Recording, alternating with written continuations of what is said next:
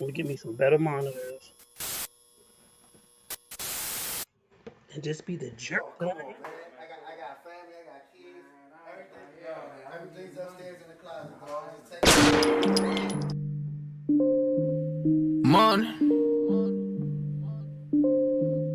money, I love that money. Lucas.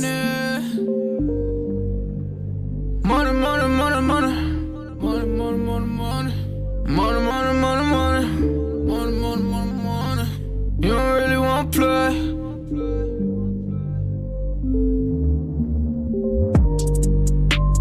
Money, money, money, money's what I'm talking about. We don't really know what you been talking about. And you don't really want to play. You don't know what to say. It's money, money, money, money, money's what I'm talking about. We don't really know what you always been talking about. And I don't wanna be the one who always really talk about. And you don't really want to play. You don't know what to say. Cause money, money, money, money, money's what I'm talking about. Money, money, money, money, money, make you shut your mouth. Don't never ever talk about it if you never had the clout. You don't know what to say, stay up out of my way. Cause money, money, money, money, money, make me shut them off. Keep playing with these goonies, boy, I'm gonna have to make the call. Stay in bounds on your pivot, boy, if you gon' ball. Cause a lot of niggas be fake, and you really can't play. Cause we done got it out the mud, nigga, what you talking about? Screaming, oh my God, money got me pride. They living a lie, look into my eyes, they might seem surprised, this is homicide. We just multiply, we been on the rise. If we got some wings, fuck it, we gon' have to fly. Money, money, money, money's what I'm talking about. Day in my life, I take me a different route. And use all my case, niggas on my face. You can get erased, what you talking about? Money, money, money, money's what I'm talking about. We don't really know what you been talking about. And you don't really want to play. You don't know what to say. Cause money, money, money, money, money's what I'm talking about. We don't really know what you always been talking about. And I don't wanna be the one who always really talk about. And you don't really want to play. You don't know what to say. Cause money, money, money, money, money's what I'm talking about. You never crossing these borders. I'm whipping it up, Gordon Ramsay. I swear that I'm cooking these orders. You talk about me, you better just hope that you can just really afford it. I'm ballin', I'm ballin', I'm winning, I'm winning. I'm feeling like Robert Tahori. Nigga, I'm scoring. I count in the morning. They talk about me, then I gotta ignore it. My bitches be foreign. So independent, my money be corporate. These rappers is boring. You hate me and I'm always gonna adore it. I'm smoking that soaring. She always go ahead and let me explore it. I call her my Dora. You can go and talk about me, I ain't flawless. I go put my all in. If a nigga talk about me, then I'm gone in. You know that I'm gone in. Jump in, take trips, Pompeii. All day, always keep 3 stacks like Andre. I get it, I get it, I get it, I get it, man. And you can never, ever, ever get rid of that. So watch what you say, and watch how you do. If you playing the game, then you play by the rules. Money, money, money, money's what I'm talking about. We don't really know what you been talking about. And you don't really want to play. You don't know what to say. Cause money, money, money, money, money's what I'm talking about. We don't really know what you always been talking about. And I don't wanna be the one who always really talk about. And you don't really want to play. You don't know what to say. Cause money, money, money, money, money's what I'm talking about.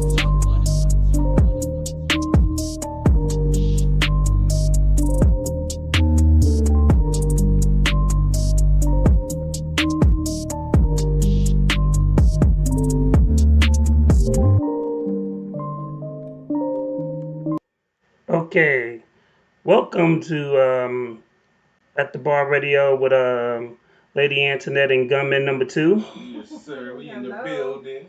Hello. It's gonna be an interesting show. It's gonna be an interesting show. What's going on? What's going on? Cruel Intentions. My man Jamel Wanza said, "What's up, gunman number 2?" What's up, Jamil, man? Appreciate the love as always, man. You always sharing the posts, man. You always liking and support, man. I appreciate that, man. Much appreciated. Of course, we gotta talk. We got, gotta talk a little football. Gotta talk a little hip hop. Gotta talk a lot of crazy stuff been going on. Bruh, it's been a crazy week, You know what? It's been a crazy week for all of us. You know, I ain't gonna go into big details because you ain't supposed to put your business out there, but bruh. it's hard working at a job where people have leadership roles and they don't know how to lead. If you are not, this is my public service announcement. Oh, If somebody you get the are, soapbox out. if you are not, and I respect people that say, I don't want to be a manager because I don't want to have to deal with that. Right. So if you are not in the box and you are not ready to lead, politely sit the fuck down. Because there are other people, one, that are willing to take that job and that understand the consequences of that job. Right. People want the paycheck. Mm. They want the money, but they don't want the responsibility. And we can tell from last show, towards the end, not even towards the end, like several calls in the show, like I literally had to take phone calls because of failed leadership. You pulled it up a muscle writing folks up. No, that's gonna be this week. Why are you so petty? Why are you bringing up I'm just old saying stuff? because I find it funny You're so because petty. we talk every day and he tells me about his employees and I'm like, I know him and I don't even know him. And I'm like, I don't like him and I don't even work with him. So I'm like, I know he don't like him. He got to deal with him They every just like day. bad little kids. Exactly. That's why I would never Yeah. take a manager role because it's too much responsibility with all the personalities and yeah. It's too So I respect people. Like I can respect CP3 for saying that. yeah. But there are people that want to take a manager role and they think a manager role is sitting and watching and playing on your phone and watching Amazon or shopping on Amazon Yeah. and watching Hulu and Netflix and Living not real helping life. your team. Yeah, Yeah. not working. Yes. Not working for your paycheck. So I applaud people that understand that concept. Uh-oh. So, Well, we got somebody over here that Took that first drink. he boy. took a sip. oh shit. He took a sip and he. Sucking So Oh Lord, help us.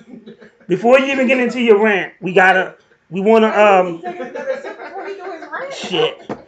Ah, Lord help. But we want to salute CP3. He sold another car this week. Mm-hmm. That's why I'm drinking tonight. They said every time I sell a car, I gotta take a shot. So I still gotta take a shot. So I the had a agreement mixture. is every time we started a new tradition at the bar, Lady Antoinette, we all agreed that every time you sell a car, we taking I'm shots. gonna take a shot. I'm gonna take a shot of that nice bottle you got over there. Shout out to Right, Assad. move it. Oh, he don't even know. He don't even know the I'm bottle. trying like the Matrix, man. That shit just moved. So, so shout out to Assad. He's watching. What's up the side, man? Yesterday, I had the privilege of going to the event at the E Life Vegan Restaurant. They had a pop-up shop. It was the Black Wall Street Renaissance, and it was a whole bunch of black entrepreneurs. Everybody was masked up and safe, by the way, and the food was fabulous. And it was a lot of good positive energy. Good. I was happy they invited me out. If you check on the At the Bar page on IG, my regular page, and even on Facebook, you can see the pictures that I took. It was a great event, and I thank Eric Kusa for inviting me out to come do that. Yeah, wish I could have been there, man. Shout out. You told me y'all killed it out there. I wish I could have been there. But, you know, First of all, I kept seeing people leave with Eric Kusa bags and nobody else's bags. Well, that's fine. And then, That's fine. the good thing is they bring a network of people with them. yeah. And LA's mom actually came out. Oh, really? And his niece actually came out. So I think that's an important thing when your family comes out to support you and doing stuff like that. All right. So, but it was a great day though. Yeah. So I definitely salute them. Yeah, no doubt. They do some good work. About to give me some apparel made up soon. Yeah, Assad, he needs a shirt that says Number 2. That's the first one. That's the first one. And then CP3, aka GM2. That's the one. I'm about to trademark that shit. And I sent my boy the video. I have some ideas for other shirts that you need. Like what? I'm gonna be nice right now. Nah, go ahead, put it out there. Ooh, he feeling froggy. He feeling froggy now. Put it out there. Thought Wait till we get to the good liquor. No, not thought, man. I Thought and told you. recovery. Oh, horror and recovery. Yeah, I'll take that one. Yeah, you can give him a thought or horror, male horror and recovery shirt. Yeah, I'll take that. That's I what can't do you thought. need that. It's the same damn thing. You need. It really is the same thing, but No, okay. it's not. So, are you a male skis in recovery since you old school? Nigga, don't start breaking old school rules out. Different. It was different rules. You hot in the pants. That's what they say. Nah, I wouldn't necessarily say that. I like to have fun though. Yeah, we know you do, Super Thought. I'm like, do you know what hot in the pants means? Raise your hand if you've been kidnapped. At a random ass gas station. Like, come on, man. Come on. For sexual favor. Yes. It happens sometimes. Salute to Go. No, it doesn't. Shout out to Go Villain. Happens never times. Shout out to Go Villain. He's watching. He was a guest that was here that resulted in a 4-hour show. What's going on, bro? Mr. Villain. That's what you called him. That was a wild show. We was drinking that Oh shit. shoot! Go Villain said, "Leave the gun at home on Sunday." Even he know you. His name is Go Villain, and even he know you is gunman number 2. Man, I was riding with Janet today, so I left it at home. Oh, so you put me with I left it at home because I was riding. I was a passenger in the vehicle. I didn't want. Sweet. I don't know what she might got warrants. You know. I don't She might. Nigga. Terrible. I didn't want to endanger her freedom, so I said I'll leave it at home, even though it's registered illegal. Okay, well, he says it. Yeah, I've never seen the gun license. Have They you? want me to get, have them serve. Friends don't let friends. But you just, why did you say I had a warrant? Like, really? I don't want to admit that on camera. Okay. You said I did. You didn't say you did. They know you clean though, so they know this know. How do you know? Because you work for the government. Whatever. You know what? It's terrible. It's awful.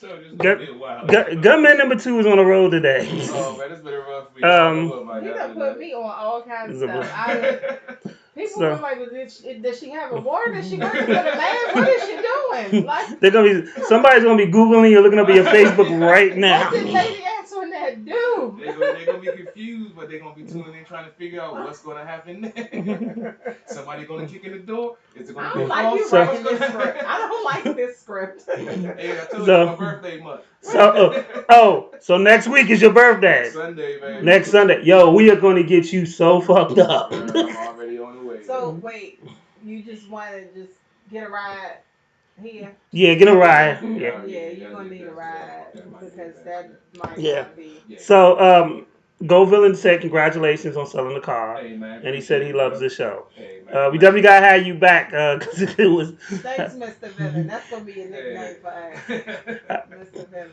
Because hopefully it won't be another 4-hour show. I really salute your girl because I know, Yes, we love her. because she was so cool about it. Because I know she like, if these motherfuckers don't shut up so we can leave. Man, we was having too much fun on that show though. It almost turned into a 5-hour show. Yeah, you ended there early. It was like 4 hours and 20 minutes. We was still rocking. He was like, "Man, you gotta end this." It was like what, 11 something? I had to work in the morning. Oh yeah, that's right. You gotta work. I had to work And too. we're still talking. And then we still talk for like an hour afterwards. That's the funny shit. We should do another show with just the stuff that happens after we go off air. It's gonna go longer. You know. I just be behind the scenes and shit. That's why I keep my feed going because the shit that goes on when we playing videos, they don't hear it on your feed, but they like these motherfuckers really crazy. But Yeah. that's you though. But It's because usually you. it's authentic. I'm glad they can't see me on yours joint then. I'm working on that. I'm gonna get another camera. So Oh, Lord. Yeah, I'm gonna get it Oh, better. Lord. I gotta get a more powerful adapter because yeah, I'm looking at that right now. But but we'll start this off. Then I'm gonna let you go into your rant. Excuse me. So, Okay. damn, we just lost in hip hop. Another young artist, 26-year-old King Von, was killed. Rest in peace. Rest in peace. It's sad because when I look back, I think it's a lot of artists that died in 2020. Mm-hmm. Up and coming artists, like they haven't been really established, and it's I haven't seen this amount of death, especially for young people in a very long time. And he was killed by another young black man. Yes, What was it, man? What did y'all know what it was about? they I were don't. fighting. Hmm. Um, the thing about it was that makes it so hard about this is see this we can we can protest police brutality and we can march on that, but at the same time we have to start doing something to say these young 26 years old. Yep. Um, we have to start doing something like black men. We're an endangered species. It's bad enough that we deal with police brutality, Right. but then we go back to the self destruction days where I shouldn't have to run from another black man. Never.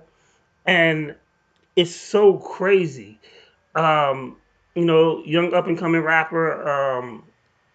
I think on $1 million worth of game. Salute to my man Gilly. And yes, I really do know Gilly. So when I'm saying I ain't doing it for clout, you dumb motherfuckers, check my pictures. Um, real talk. Um, I really have his phone number. I can call him up if y'all want to. But he's doing it. They do an interview that they shot with him last week. And this happened. Um, it's just crazy because these are the ages of my nephews, Right. and at 25, I was just starting to live life. Yep. We ain't talking about money, we ain't talking about fame, we just talking about Life. just life in general. At 25, I really started to get in stride with things, and I knew what was what, and my pros, my cons. I started to know myself, and at 26, to be cut short, like just imagine the powerhouse he could have grew into. Right. He could have been a household name. You know, um, and I get tired of celebrating these dudes when they're dead. Yeah. You know, um, you know, I remember when 50 Cent said something about Pop Smoke, and I started to look him up, and then literally the next week he died. Mm-hmm. Um, I am just so heartbreaking. Hip hop, let me rephrase that. Black people, we got to get it together. We got to check ourselves and police ourselves. Like, truthfully, if a dude beats you I'm not sure what they were beefing about, but you lose a one-on-one fight, you don't need to grab a gun. And your man don't need to grab a gun. It's a loss. Take it. It's lumps. Mm-hmm. We got to stop being soft. And we got to, and then and the thing is, if you out here making money, and the thing is, you don't even gotta be a major record on a record label to make crazy amounts of money Not nowadays. anymore. Right. So if you're out here making money and you're maintaining your life and you're feeding your kids and protect the life that you live versus your street beef, because that's more important. Yes. Your sons, your daughters is more important. Now 2 lives is ruined because they did catch the young man who did it. And I think he's trying to claim self-defense. I don't know why I wasn't there. But 3 people, we know one because he was getting famous. But 3 people lost their lives that night. 2 other people lost their lives. Yep. So we have to learn to start protecting us and do a better job. And sometimes we have to, there's going to be times we take losses. Right. If, and here's the crazy thing. We'll get in a physical altercation with each other and we'll shoot each other. If a cop whips your ass, you take it. You won't shoot. You won't shoot. And I ain't telling you to go shoot a cop. What I'm saying is, look at that situation. Yeah, but I was just having that conversation. It's very similar. Not exactly the same, but a lot of young black people are complaining about racists in this country, right? Yeah. But they don't have the same energy they have for their peers in their community. Yes. So if a racist says something to you, a lot of them bite the bullet and keep walking, or say something smart and keep walking. But let Somebody step on somebody your get door. hit. Somebody step on your Jordans. Right. You pulling out your 9 over an accident. It's like people want to be tough but you only tough with a certain group of people. I'm confused. If you can do that, if George Zimmerman can still walk this earth Yes. and ain't nobody come at him, That's the crazy thing. I mean, I'm not understanding. And not no, again, like you said earlier, I'm not saying go out and start shooting racists and everything, but why is it that you can bite your tongue in one situation and not another? That's true. There's some real go hard crazy people in Florida. You know, XX Tentacion was shot. I think he was in his car. Yeah, he was. He was in his car. But yet, And people recorded. they recorded. But yet, George Zimmerman walked around, nothing happened. You know, it's stuff like that that breaks my heart. It's it sucks to say, but it's just a mentality. It's I don't want to say it's brainwashing, but it's like folks are conditioned to a certain reaction to a certain group of people, or so that's portrayed as authority or whatever, but they see a dude that looks like them and feel like they can do whatever because they're so-called equal or whatever. And it's like you mentioned about what's going on now with all the change, and I definitely want to talk about it with the new president elect and what we're about to go through with the current president, and we know he's gonna fight every way tooth and nail. But it's my question is, even though now the guy that we wanted to be in the White House is in the That's White a House. whole nother conversation, though. That's a whole nother topic that we're gonna dive into later, though. You jumping off. It's just all linked into mine. Like I said, I've been thinking about this for a while. It's been a while. Let's because that's a whole nother. Yeah, I'm gonna go ahead and leave it on until later on. I've been waiting to talk about it. I've been real quiet. I haven't been posting any politics on my page anymore. But we definitely gonna talk about the election. We definitely. I don't want to spoil people's thoughts on it until we get to it, though. Well, it's just sad to say that the black community sees no problem with killing each other, but do find a problem when someone, a cop or a white person, kills a black person. I don't understand it either. We've spoke about it several times in deep detail, and I don't know, man. It's just sad to see, like you say, these young, talented artists. I don't know. I've never listened to his music, but if he had a following, obviously he did have talent, and people that like what he was doing. And to be at 26, that's like you said, you were just starting to understand, life, starting to learn the lessons, still making mistakes, but you have to make those mistakes to learn from learn the lessons. So. I guess like you said, I'm not real familiar with these artists. It's just a sad fact that we're killing each other, and it's pointless. I mean, I'm not like I said, I wasn't too familiar with his music, but I am. Anytime a black man loses his life needlessly, it's a painful process. Indeed. Because what the family goes through, what the children are going to be going through, that's all I could think about. Stuff like that haunts you. Like, my aunt was 68 when she passed in June. We had a great show. We had Eric Huza, LB the producer. Great show that day. But I'm still haunted by that because that's still my aunt. Right.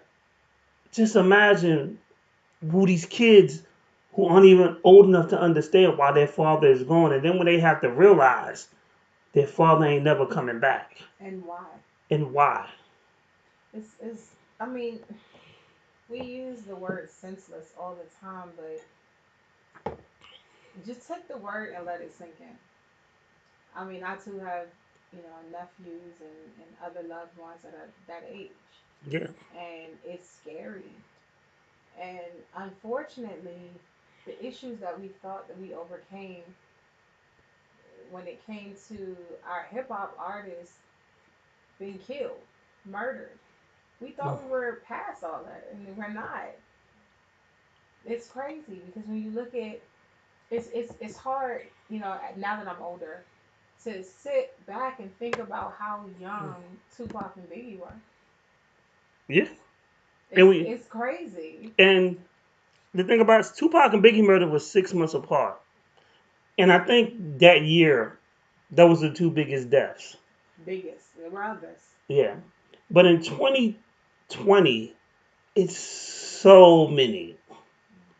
Like I was on Google or one of these internet sites, and I had to get off of it because it said rappers that died in 2020. Yeah, and it was And it was and the list was longer than I thought, and I was just like, I can't even do this. right. Like it's gonna depress me, Hmm. and it's just so crazy and so sad. And you know, being black shouldn't be an endangered species. And we getting attacked from outside, the left, the right, inside, everywhere. Yes, We're getting attacked, and people don't see it. And they're saying, speak up for this and speak up for that. Well, when are we actually going to speak up for these senseless acts of violence amongst each other? that's true. It's like we need to have sit down and have a family meeting. We do, Even we do. nobody will listen. Most folks wouldn't even Well, listen. yeah, unfortunately, we have That's a lot of young people who are hard headed and don't want to listen to anything anybody got to say. They want to do it their way. so. What do you say about the argument that we don't have a leader? Well, this is my argument that we don't have a true leader of the black community that has the true intentions and the true good spirit behind it, not just for politicizing it or for social media clout or for whatever personal gain they can get out of it. And I think that's truly what's missing. We don't have anyone we can rally behind that has that voice of reason that can try to calm down a situation like we've been going through recently with the riots and all of that. Not saying that it couldn't have been a lot worse. But I digress. Because I like Farrakhan's still alive. I think there are still plenty black leaders. It's just are they willing to listen? Well, that's my thing. I feel it. I have an unpopular opinion about it. We don't really necessarily have a leader. We have a lot of people who are able and willing to lead. We don't deserve it. Black Twitter, this cancel culture, all this stuff, That's true. we don't deserve it. And that's one of the I never done But that. neither have I. But as a whole, I mean, let's take a step back. All right, so we all know, how this administration has been. We know how it has been to the black community. Every black leader that has gone and sat before Trump, everybody canceled them. we canceled them. They got Mhm. canceled. Ice Cube just did it. He didn't do it for an endorsement. He didn't do it for a photo op. He literally sat down with Trump speaking on the financial aspect of the black community. Now, let's take a step back. The leaders that we used to have back in the day, number one, let's keep in mind they were murdered. But the leaders we used to have, what did they do? They sat down with the current administration. Yes, they did. So now, when our leaders are trying to sit down with the current administration, we're canceling them. They're attacking them. If So we don't deserve it. if we don't, social media has given people the wrong voice. If I say something that you disagree with, I can get canceled. If I say I like Madonna better than Beyonce, Black Twitter will try to cancel me. I've I, heard about Black Twitter, but I've never but But it's checked not it out. just Black Black Twitter. Twitter, It's past Twitter. To be honest with you, it's on Facebook. It's on it's on any social Instagram. media They cancel it's called a cancel culture. They culture, will cancel you and we tend to do that on easily. some of the craziest without even knowing the facts. Hmm.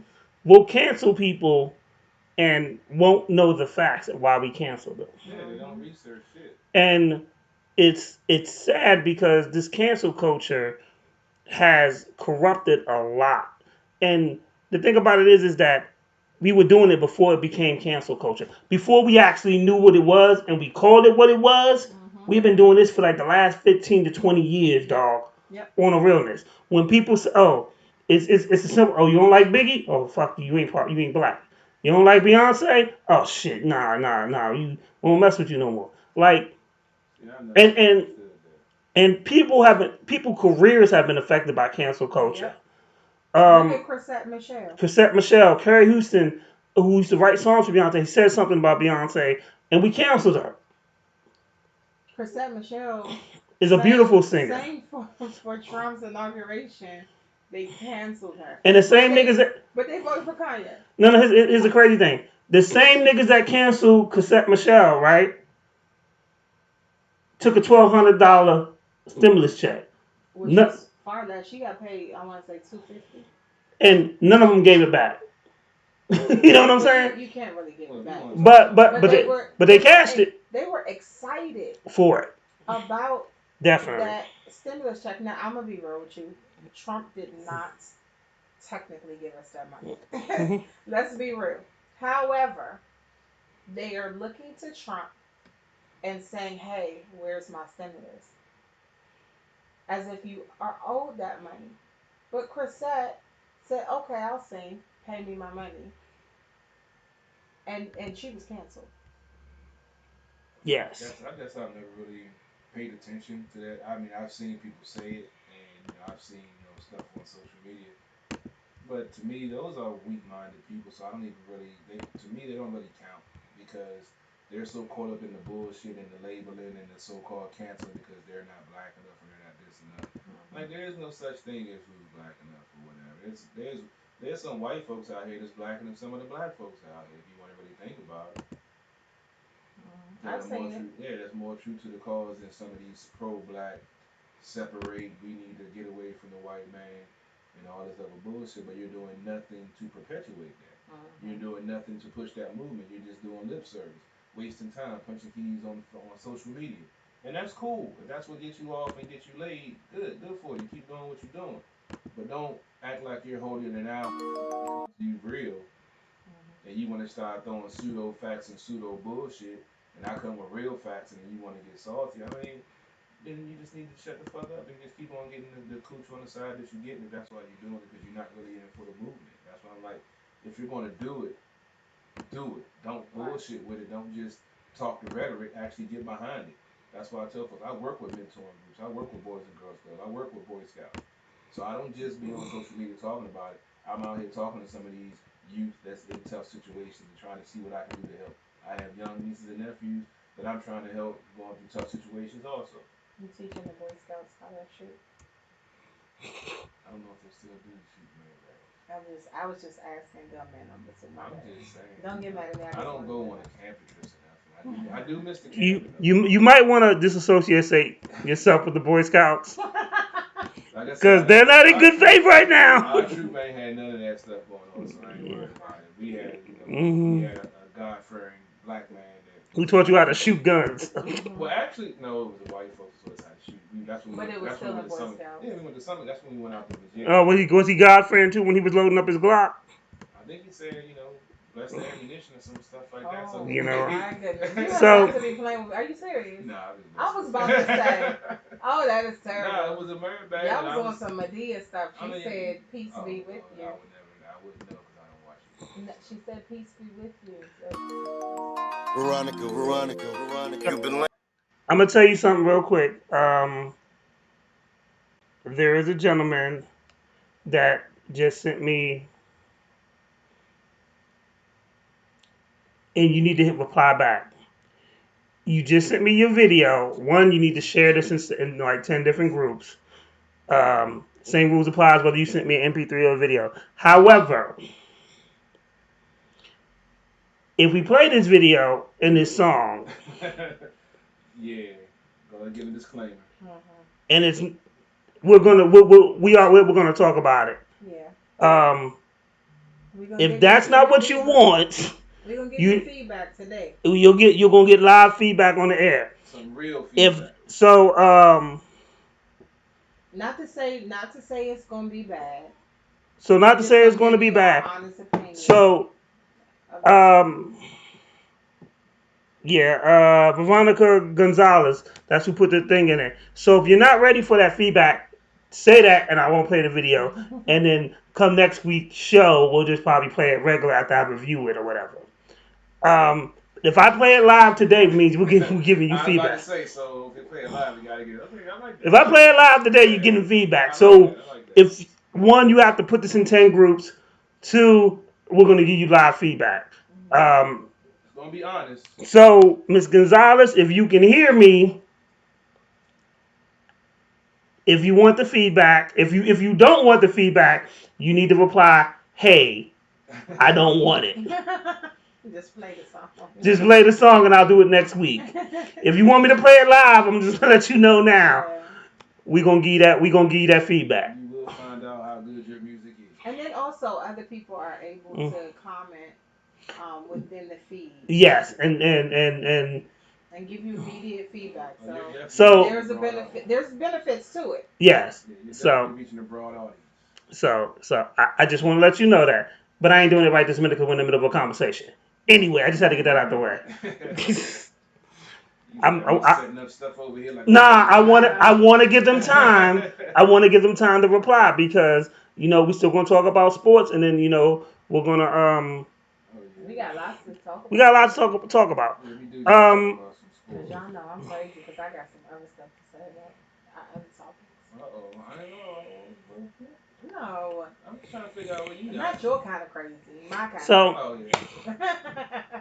what I'm gonna do is on a positive tip, since we are talking about black men and stuff. And truthfully, this conversation by itself can go 3 hours. I'm about to play Black Kings United. I just like black men. I just want us to do better. Yeah. I understand what you were saying about the leader CP3, but I also grew up with Charles Barkley, and I say that because he made the statement that I'm not your role model.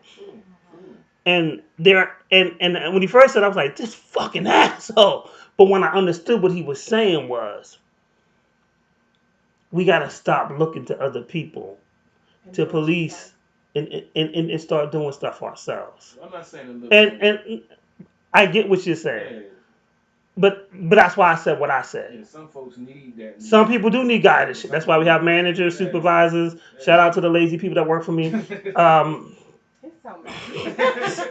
So They probably looking like, Right. I'm Bro, petty. that's- I ain't clean that room now. I'm going on break. I'm petty as shit. www, that nigga's petty. Oh my God. But there are times too that we have to take ownership and start and be our leaders. You know what I'm saying? Yeah. Because we talk about how great and the strength of Malcolm X and Martin Luther King is, but it took a lot of strength for Rosa Parks to be tired and to be like, yo, I ain't going to the back of the bus that day. It's a lot of strength in other leaders as well. And what she did, whether she wanted to or not, started a movement that affected us many years later. So, and at that time, she wasn't even trying to be a leader. She was probably just tired. You was No. tired, but Yeah, no. She was fed up. She had a rough day. And She honestly, might have withdrawal. Most of the time, that's how it works. When I've been put into leadership roles, I wasn't trying to be nobody's leader. Neither was I. I just say in my I was like, situation what? too.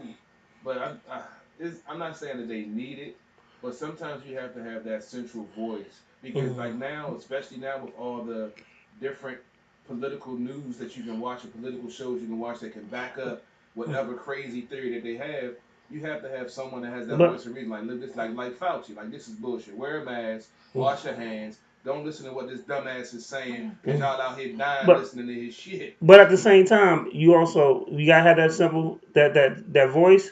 You also gotta have that common sense too. Well, common sense ain't common. We know. Yeah.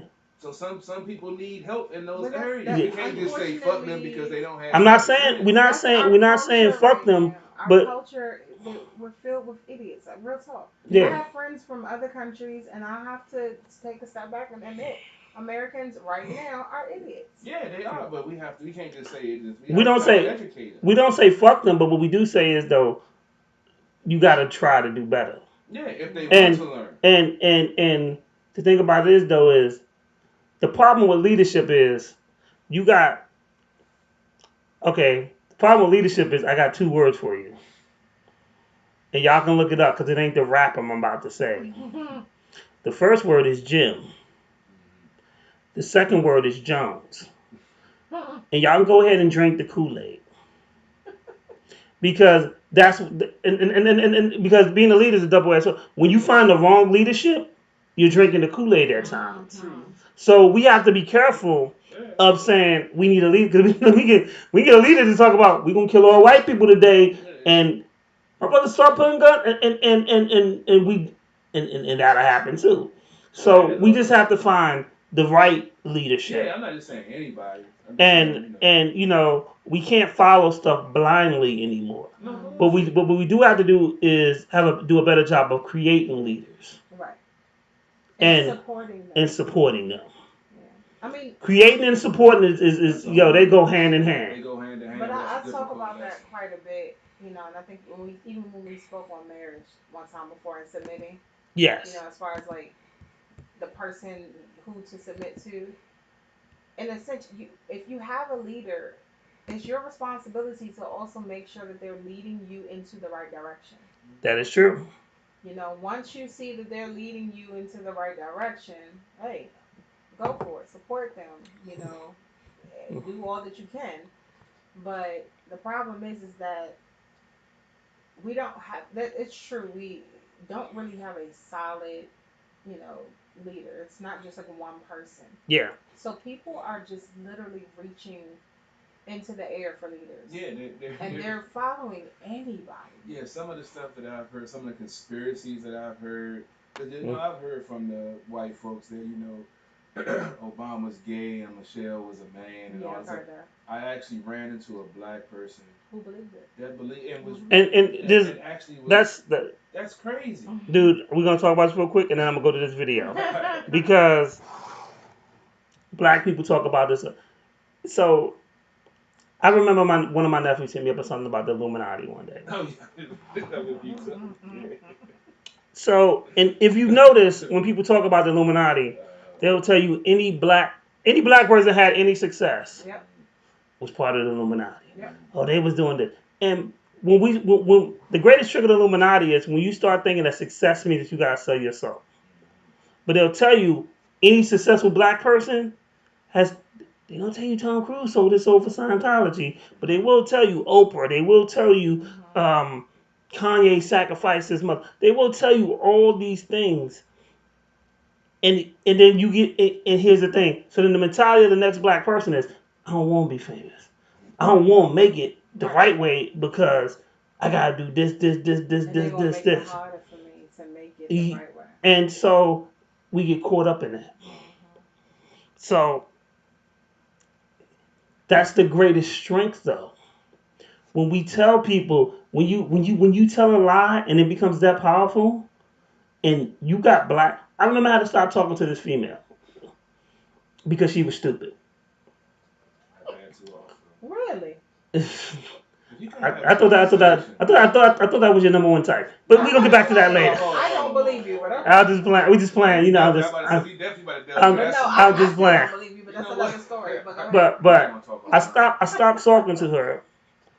She called me up one day and she was like, "Yeah, my daughter saw on the internet that Michelle Obama is really a man, and such and such this and such that," and then she's like, "When we gonna hang out?" In the back of my mind, I was like, "So wait, she was saying she believed it, yeah, right?" Mm-hmm. And she's like, "Yeah." One video on the internet.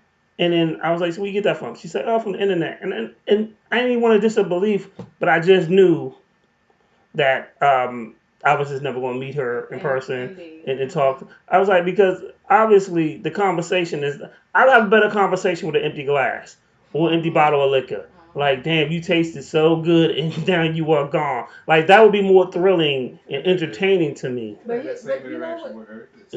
know what's funny to me? Is people. I don't want to taste stupid, nigga.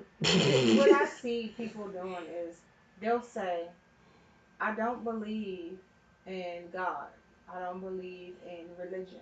And then they turn around and but I believe in the internet. One video on the internet about a conspiracy, no matter what it is, and believe they'll it. just see one video and they believe it.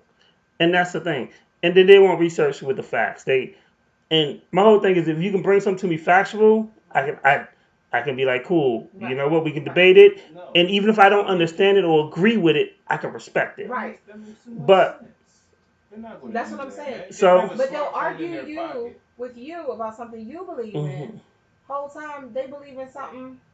Yeah, but that's different though. That's just one video on the internet. That's different. And anybody, I can put up a video on the internet with a whole bunch of pretend stuff, and guess what? I'm gonna have somebody that's gonna believe it.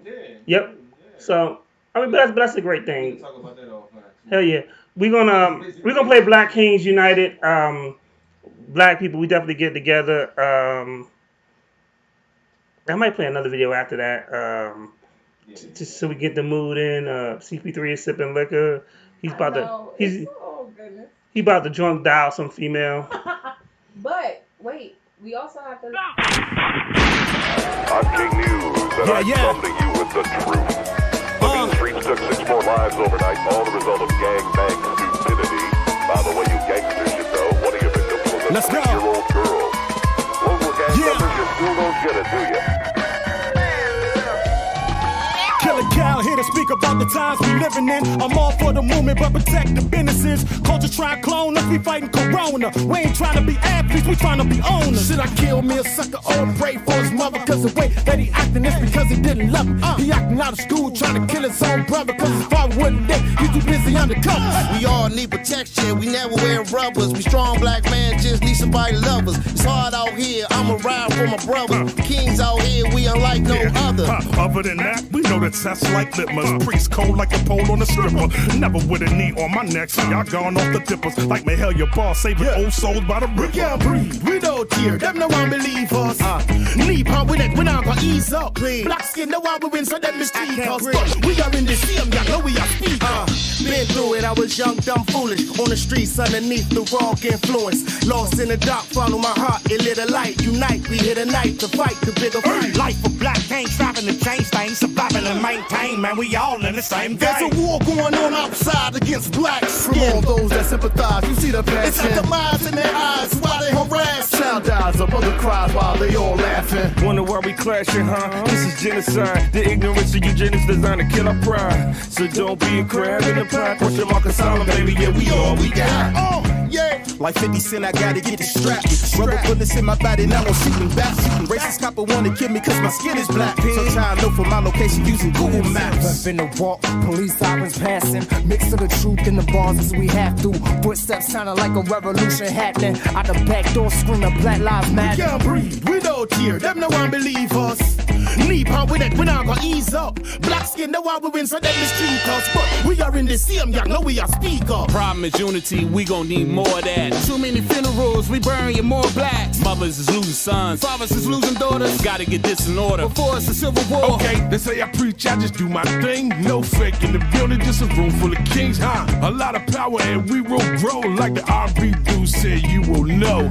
You gon' know and you gon' see us grow. Put some flavor in the system cause it need more soul. It's the power in the people, better leave us alone. We been tired of being tired of how they treat us bros. Knee still to the neck, courtesy of Pro. Black Woodson coming to dinner with beef, no foe. Tired of action, need reaction, no talking. Black dope to get over the lies we've been told. Be on BLM Plaza with a camera, expressing all my pain way back from my ancestors. Maybe the reason my generation is now savage. I'm not having it, revolution and art development. Living in the country, we don't know who we are. Black kings wearing tight jeans, thinking they hot. Came accustomed to the white culture, they culture vultures. Making money off the pain of the ghetto. We need to put our riches together and build our own. Grocery stores, pharmacies, banks and homes. We supposed to love each other like we loving ourselves. Take a knee, Lord, give us some help. Cause Lord knows, when we're together, the chance is better. Take a stand, yo, demand for measures. I'm a black man in the city with an attitude. Cops killing black, they wonder why we so rude. No pigs sell out, where I keep the tool. It's a war going on, I gotta make a move. No Trump in the government, we breaking rules. No Trump in the government, we breaking rules. Black business, black love, say it louder. 7 days, 24 hours, like Jack Bauer. Roan train, NWA, like so plain. Land on the Trump Towers, screaming at the top of our lungs, black power. Fist up, stand up, sit up, get up. I said enough is enough, and it's time to man up. Commander, Captain Leader, we taking it past the meter, Yeah, we sick and tired of being sick and tired. Niggas being slain every day a different ride. It's time to strategize and kill them from the inside. Black lives matter, say it with a fist of pride. Breathe, we don't tear, them no one believe us. Knee pump with it, we not gonna ease up. Black skin, no one will win, so them mistreat us. But we are in the same, y'all know we are speak up. Nigga. You know that thing.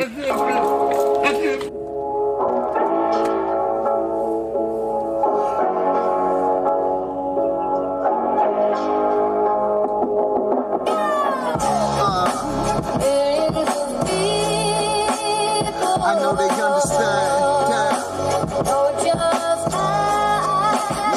I know it can't just be me, y'all.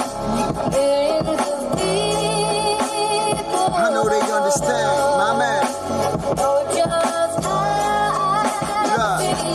I'm from the city where the fat niggas die too. Don't nobody know you run my way, then don't slide through. And don't get it twisted, slim, my young niggas ride too. What did you hit?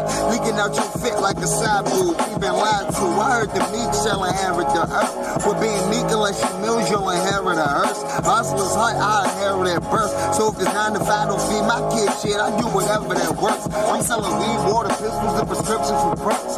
Selling fish gills and still selling prayer to the church. It ain't nothing to make a zip flip twice on the first. I got $1 million mind to put my life in reverse. So what I'm supposed to do? Just let the money sit there? I ain't where I want to be. I flip up till I get there. In this world, I know this even freedom ain't free. And the rich get rich by daily praying on the weak. I know it can't just be me, Lord. I know y'all understand. Damn. I know it can't just be me, y'all.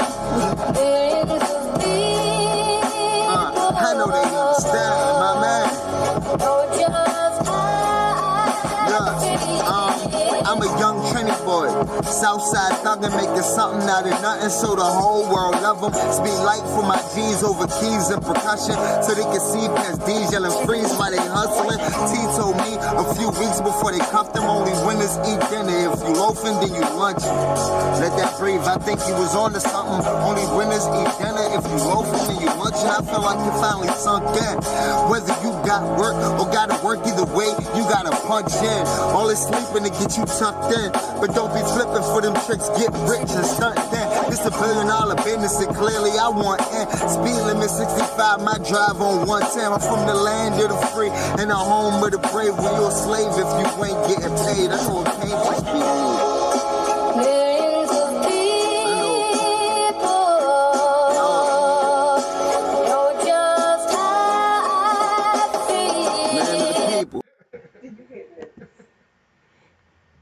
Yo, shout out to my man Super Cat, Super Cool Cat. He actually just dropped the album on Spotify and iTunes.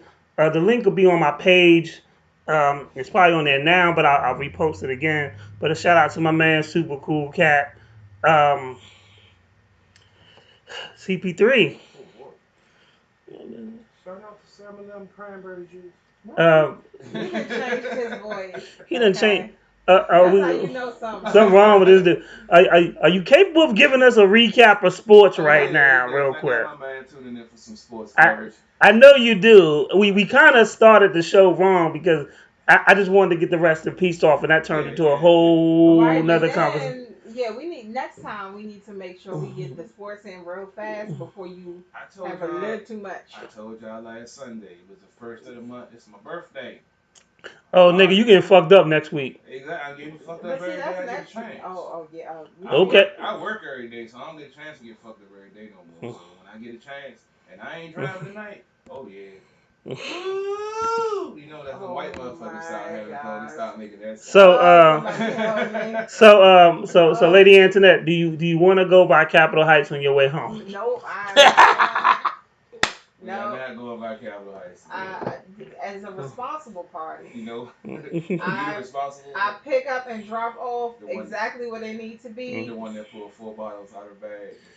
I didn't do that today. Not today, but it has been done. And it was 3. It was 3. It was more than I. You don't really carry a bag though. No, he carries a book bag. Yeah, but you have your laptop in it. That other stuff. Yeah, exactly. Okay. Okay. How about that? Okay, can we get to them sports? Sports. Today, the Washington football team took a loss to the New York Football Giants. Their second win, and unfortunately, both of the wins came against the Washington football team. We can recall back. As a Giants fan, I just want y'all to understand, we won, but we still suck. Well, they actually played good. Yeah. Totally. Look. Stop trying to make it. Whether you step in human shit or dog shit, it's still shit. So when we are some shit, we just some shit. They had their good points. Yeah, everybody says that. But but It's like when you trying to tell an ugly girl, you got a good soul. Got a good personality. She's so sweet. Yeah, I mean, it was an interesting game. It was the first quarter like I had never seen before. Washington turned the ball over 2 times in 2 possessions, once on the first play of the game. They kind of gave the Giants momentum. The defense was playing lights out. They held them to only 10 points off of those 3 turnovers. But unfortunately, it took the Washington football team too long to get their offense going. Unfortunately, Kyle Allen suffered an ankle injury that had Alex Smith coming in, which we spoke about earlier when he came in, how I felt about that. He looked comfortable out there. After I saw him the first time, I really, like Coach Rivera said, he's cleared medically. If they said he wasn't, he would have fear of putting him out there, but he's healthy. And he brought this team back. Unfortunately, at the end of the game, he had 2 bad interceptions that ended the game. I'm not going to say they costed the team the game because they had 5 turnovers, 3 of those before he even got into the game. So this one did hurt because even though they had 5 turnovers, they still only lost by 3 points. They were still in the game, still had a chance to win the game.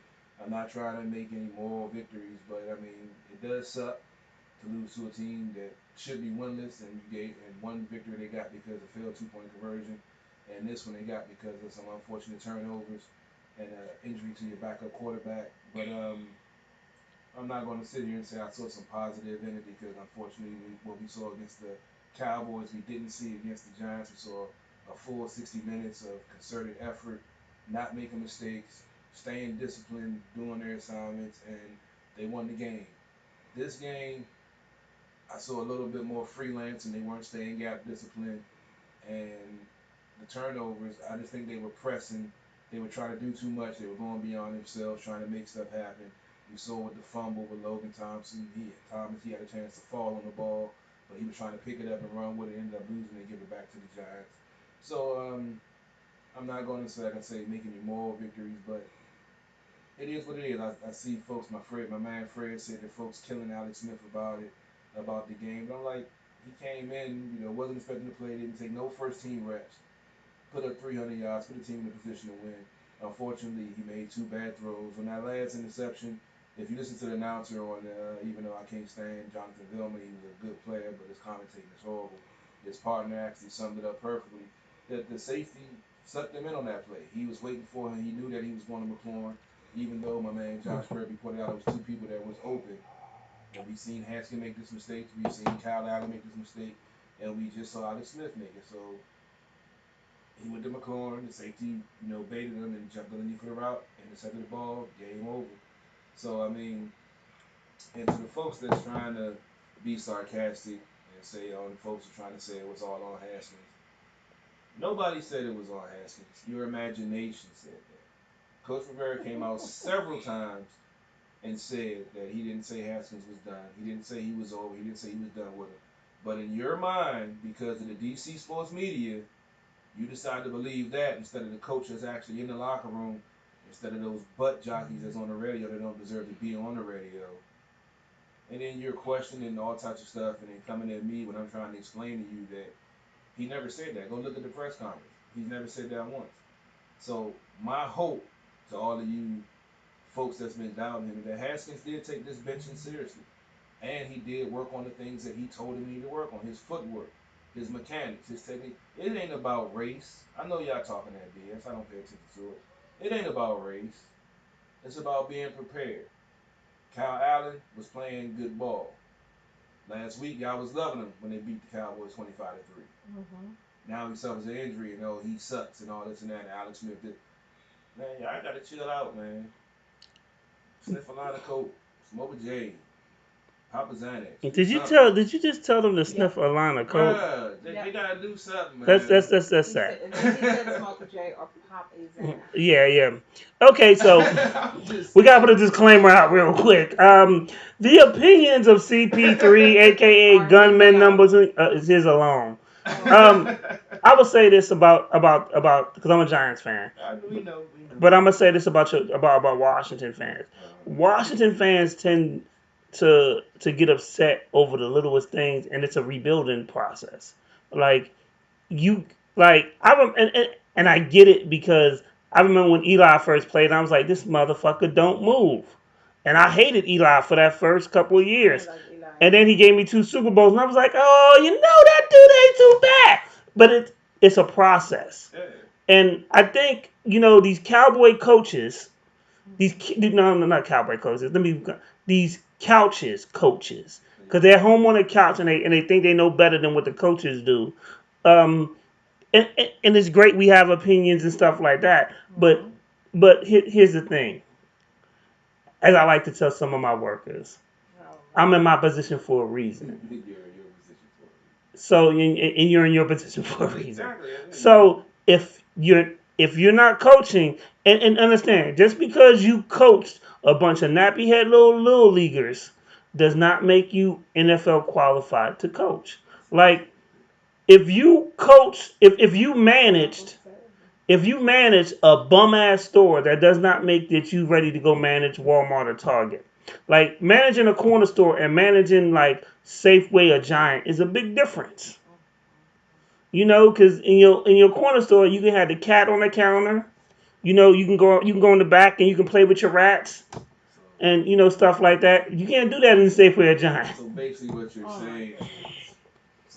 what you're saying is, just when you burn those fries, they don't fire you that first time. When you don't flip that burger on time, they don't see. So y'all was killing me when I said that, but you're basically saying I didn't call just in different words. I did not call. Wait a minute. I did not call anybody. I have a lot of respect for people that work. I have a lot of respect for people if they flipping my fries. I have a lot of respect for fast food workers. Yeah, they just gotta know. I'm just saying. Their role. I'm just telling them to know their role. That's exactly. Don't make me have to raise the eye to people's eyebrow here. However, you look like you can right now. Your eyes are closed. Listen to my analogy, and listen to how aggressive your analogies are. You actually told the dude, well, maybe because you don't speak good English.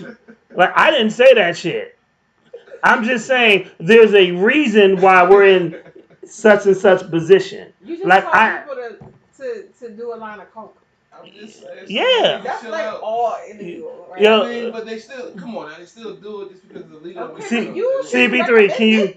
But most of them already doing it anyway. They're going to be like, yeah, you right, dog. I'm about to go slip a line right now. You know what I'm saying? They already act like they didn't have it. And they said, I'm going to call up somebody and get something because he told me. They already had it.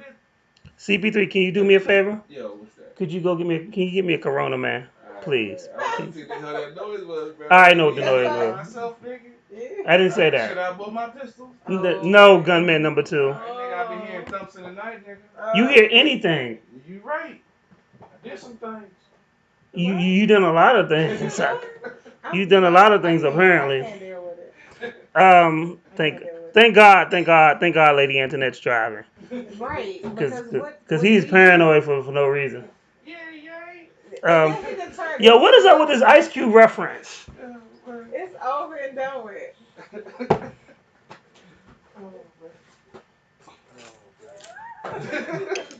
need to get yourself all the way together.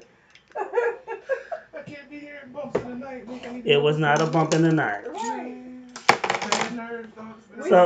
So one.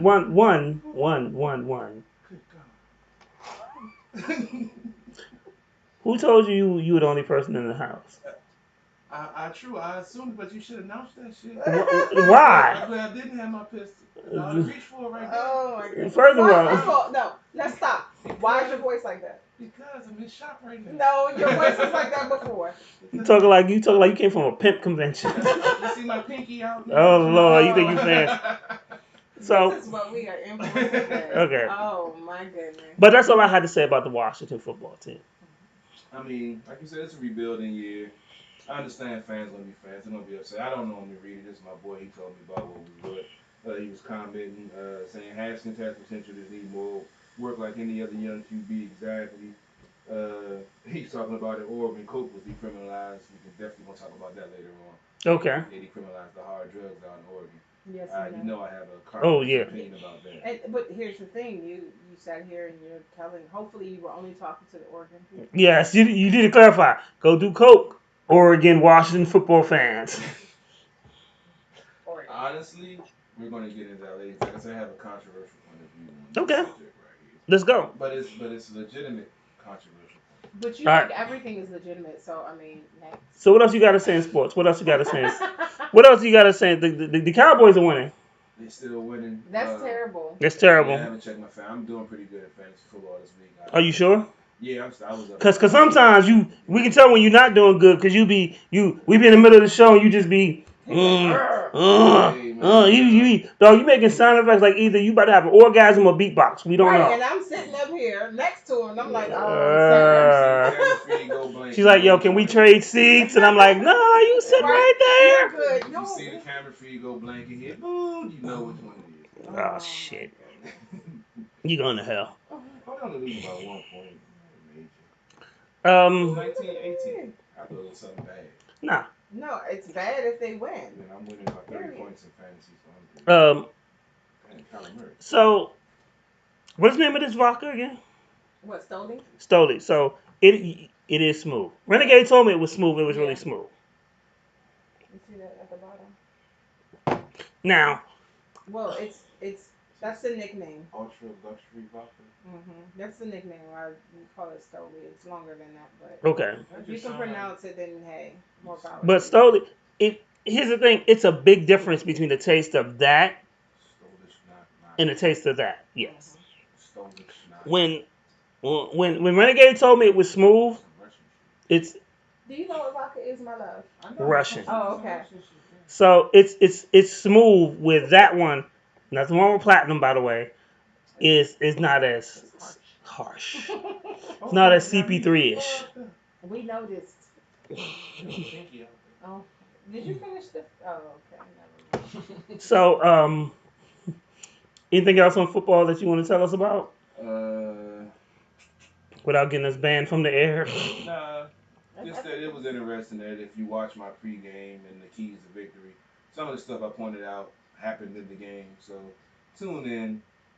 Not every Sunday, but I'm on majority Sundays for the pre and post game. Did a pregame, no post game. We wrap it up a little bit. Tune in tomorrow night on Sports Neo Podcast. Starting at 8 o'clock, we'll break down the game, the good, the bad, the ugly. Take your comments, and if you got something smart to say, we can have a decent conversation. Oh, what? So, If you don't know what you're talking about, then I'm going to fry you. Okay, that's more appropriate. So we'll talk. We'll talk.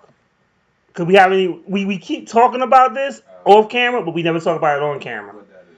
Holyfield. Roy Jones, Mike.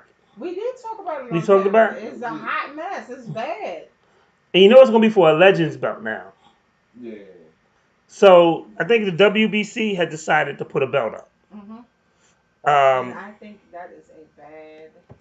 Who do you go for? Who's your pick? Okay, let me be real with you. I love both fighters. I do. However, Roy does not have the mass to fight Tyson. Also, Roy is in shape. He is. He actually trains one of my friend's nephews. Okay. And he's in shape and for his age. Wonderful. But you have to look at naturally he's a small guy. Yeah. So he's gonna be slower. And he built his way up to the weight, through the different weight classes. Yeah. Mike is big. Period. Mike is also in a different mindset. Roy chilling. Mike is out for blood. We don't necessarily know why. He's always been that way.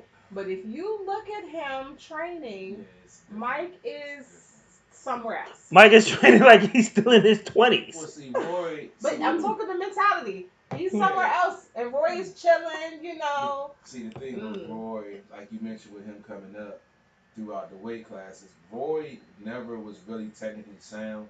He was athletically gifted. And he was so quick and elusive that when you watch some of his knockouts, when he actually drops his hands to his side and leaves his chin wide open for his opponent swings, he moves and then knockout off of one punch. So he isn't someone that's technically sound. Mike isn't technically sound, but Mike is training, like you said, like he's still in his 20s. He's taking this serious. And Mike Roy, is quick too. Yeah, Roy. Yeah, Mike. Mike is deceptively quick. Yeah. Like people, when we talk about quickness, we don't bring Mike up in that conversation. We think Floyd Mayweather. We think Roy Jones. Yo, if you watch a Mike Tyson knockout, Mike's power punches are quick. Most people who get knocked out by Mike never see the punch. Yeah, the uppercut is ridiculous. They are all quick. Dog, you remember the uppercut that he knocked the nigga through the ropes? Yes. Alex Stewart, 18 seconds in. That was the last pay-per-view I paid for because I was pissed. Yeah, I was mad about it. I think I paid for that one too. I knew it was going to be bad because his wife was crying on his way to the First of all, when they stopped taking Mike off HBO fights, and I think we got to a rack of fights, and my mom was a big boxing fan, and we stopped having to order Mike Tyson fights because niggas was getting knocked out in the first round in like 30 seconds and shit like that. And he went to a rack and we was just like, "Ma, I don't know." And she be like, "You want to order the fight? You want to have your friends come up?" And he be like, "For what? For 30 seconds?" Right, and the undercard wasn't good enough to carry it. Yes. Yeah, like the last week's fight, I was actually watching the Gervonta Davis. Yeah, the last fight was It came out. I saw it on pay-per-view the week before, and I watched it again. And that dude, that's only like the third time I watched him fight live. But that dude's gonna be a problem. But let's get back to this Mike and Roy situation. I think it's stupid. I mean, it was exhibition. I know they was putting a belt no, but even in exhibition, Mike is not. Let me tell you. Did you see the exhibition fight when dude thought, "Oh, I can beat Mike Tyson," and then Mike really hit the nigga, and the nigga laid out. He laid all the way out. Like, come on, yo, does not understand the concept of it. Lady Antoinette. I'm gonna say it like this: he looked like he hit him, and that dude thought about it his whole entire from his beginning. He thought about his beginning when he was coming out the womb to his death. Like he. That's why I imagine getting hit like Mike Tyson feel like you question everything about life. Like, why am I here? You question breathing after you were born. But that was with protective gear. There is no such thing as protective gear with Mike Tyson. But even still, I don't believe him and Roy are supposed to be wearing protective gear. No, they're not. So at the end of the day, I don't think it's smart for Roy to. It's going to end quick. I don't think it's smart. The only thing is, if Roy can, for Roy's key to victory, if he can box and just box and keep Mike away with the jab, he'll be safe. Mike gonna eat that jab. Mike gonna eat that jab. But here's the thing: the biggest problem Mike has ever had is with boxers. Yeah. Like a boxer. Because later in life he has gotten tired, but. Like Holyfield wasn't a better fighter than Mike. He was a better boxer than Mike. He was a better headbutter. Fuck that. But Mike was a better biter. So what do you want to say? Because the ref wasn't calling it. Mike had to take it. But that's not what you do. That's not. You had no choice. This is a listen, dog. Gunman number 3. Gunman number 3. No, he became 3. Now. He has 2 and 3. You got 2 and 3. He's split. Coming on number trade. Oh shit. See? But what we're saying is a good boxer can frustrate Mike. Mm-hmm. But when he gets frustrated, he loses his cool. If Roy Jones decides he wants to go blow for blow with Mike, he's going to sleep. Night. Quickly. The worst case scenario, and here's the thing: you can have Mike Tyson said the greatest thing ever. Everybody has a game plan until you get punched in the face. Yep, you're right. His greatest quote ever was, I think I broke my back. It was spinal. Yes, spinal. But that we don't know what planet he was on. I don't know what that means. I'm gonna go back to what I'm gonna go to what I just said. I'm sorry. Please forgive CP3 for the shit he's saying. His greatest quote is. That was the greatest thing. No, his greatest quote was everybody because it's true. Yeah. You can think about I'm a bob, I'm a weave, I'm gonna do this, and then when you get hit in the face, you be like, yo, this motherfucker hit me in my face. Yo. That shit hurt. That's if you're.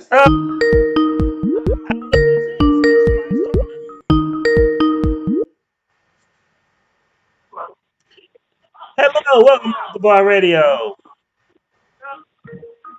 Hello, Hey, how are you? I'm fine. This is the uncle of the boxer who Roy Jones trains. That's a friend of Lady Antoinette. Oh, cool. I'm scared if we start talking a little slow. So, Yeah, I'm gonna talk a little slow. so how do you feel about this? I'm gonna need Roy Jones to put his energy into training my nephew and sit his behind down because Mike Tyson ain't going out there to fight no exhibition fight. Mike Tyson is going back there to relive his glory days and feel like the old Mike Tyson again. He's gonna kill Roy Jones. Yeah, I said it. I feel you, and I agree with you. And that's the same thing Lady Antoinette was saying. Like for real, that's been the vibe I've been getting with Mike. Like Mike ain't looking just to have one fight and done. He's looking to beat a couple of people up before he sits down and turns 60. Yeah, Like he's looking to hurt some people. he's a pit bull. Like he's a hungry pit bull. He's going to destroy Roy. And Mo. I watch a lot. I see footage of Roy that nobody else sees via my nephew. So I see how he move. I see everything. And Roy looks good. If Roy was going to box another boxer, I feel you. Roy going to do his thing. Roy is looking real good in the ring. Agree. He's not going to fight a regular guy. He's going to fight somebody with some screws loose, who think he got it together. He got old demons. It just, I wouldn't do it. Brooklyn. That's a whole different set of New York. And I'm from New York. Mike has gone through a big transition. He's not as crazy as he used to be. He's still crazy, but he ain't as crazy as He's not as crazy as he used to be, but out of his own mouth, he said he missed that guy. Out of his own mouth, he said he feels like a pussy. See? And See? he missed that guy, so he's going to go see a therapist to bring back those old demons, because that's where he want to be. And I don't think it's fair for Roy to get in the ring with that for an exhibition. I bet you do, CP3. I feel that. Because sometimes when you're trying to be a better man and trying to do right, and people try to take advantage or think, oh, he getting soft, I'ma try him because he ain't the same. You gotta show him who you are. You gotta show him who you is, and I think that's what might be doing. No, but nobody was testing him. Nobody was saying that. See, that's the problem. Nobody was. Exactly. Nobody was pushing him. I don't know. No testing if we still got it. Wait a minute. Let me tell you something. I don't know nobody, boxer or anyone, be like, yo, Mike, I don't think you got it. Hell no. We don't want to see if he actually. Do you know what a synonym for Mike Tyson is? Nigga, fear. He might have been in the club. Somebody said something. He heard it pass. I'm like, Mike Tyson. Dog.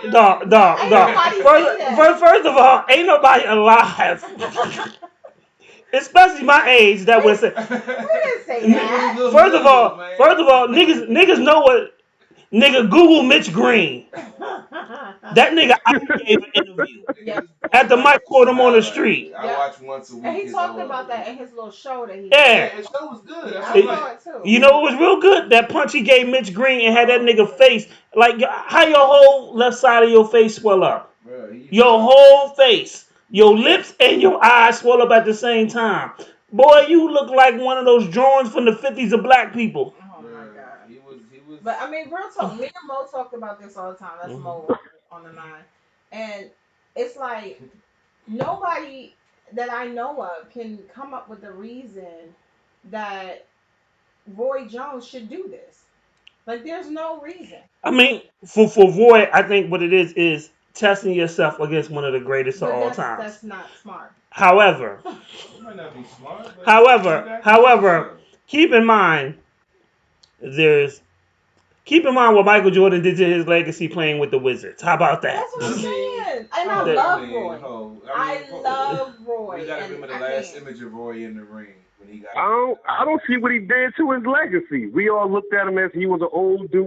He old now. Right. And he did all right for an old dude. I don't see no blemish. I don't see a blemish in his legacy. But it wasn't necessarily a blemish, but he wasn't successful when he tried to when come he back. tried to go up to light heavyweight, that's when his legacy, when he got knocked out and was still swinging and unconscious on the canvas, that kind of ruined his legacy.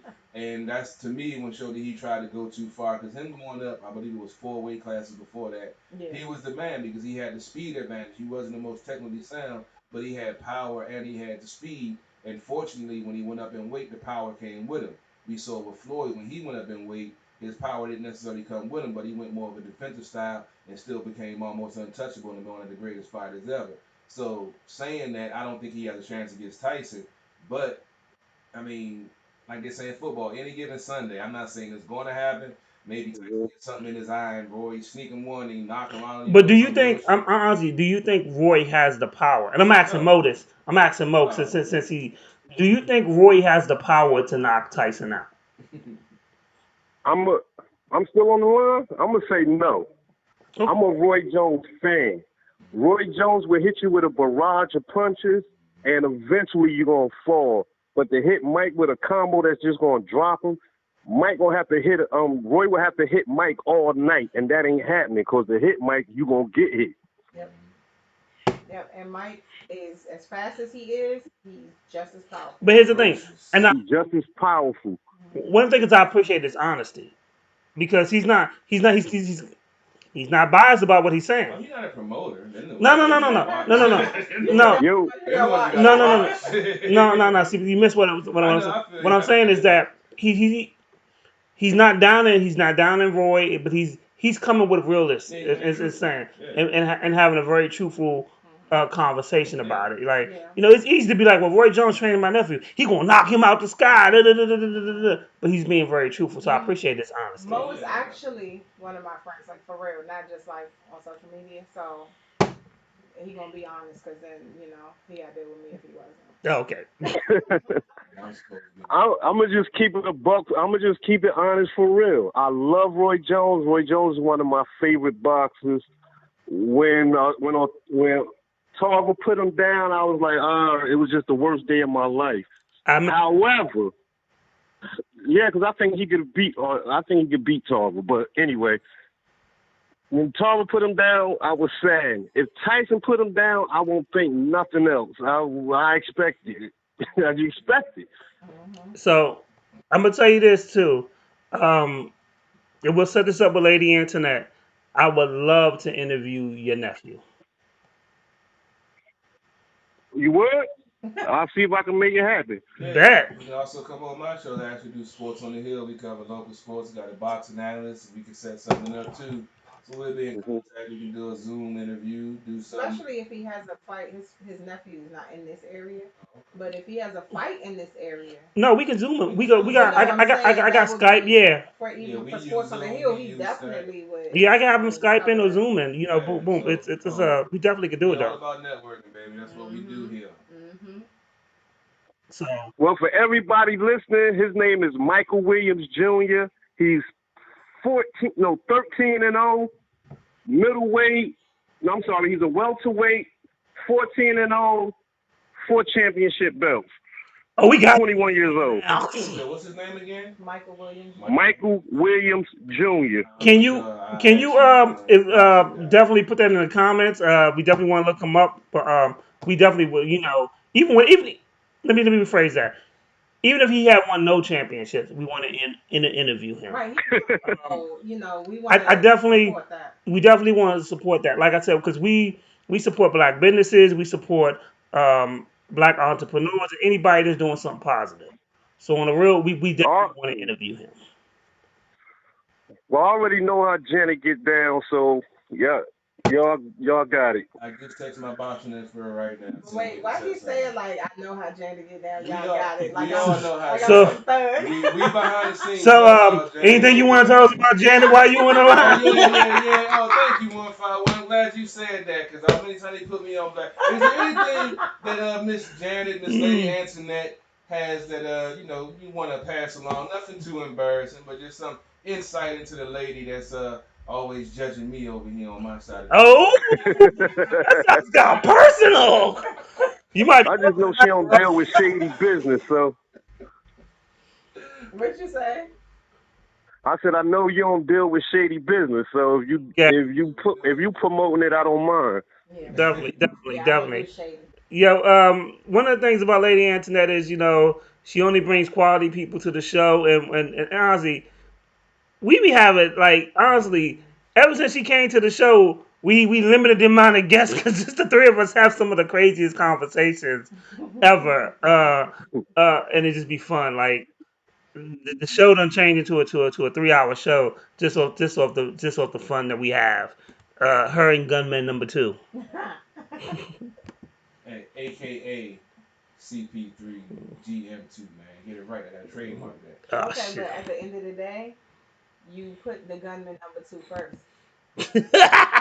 No, he's second. No, but you just said AKA. So Mo, let me tell you, my nephew Renegade, if you look him up on YouTube, Renegade 703, we have a video called Money Convo, and our illustrious co-host CP3 plays Gunman #2, and we always joke about that because he brought his own real life prop to the video shoot.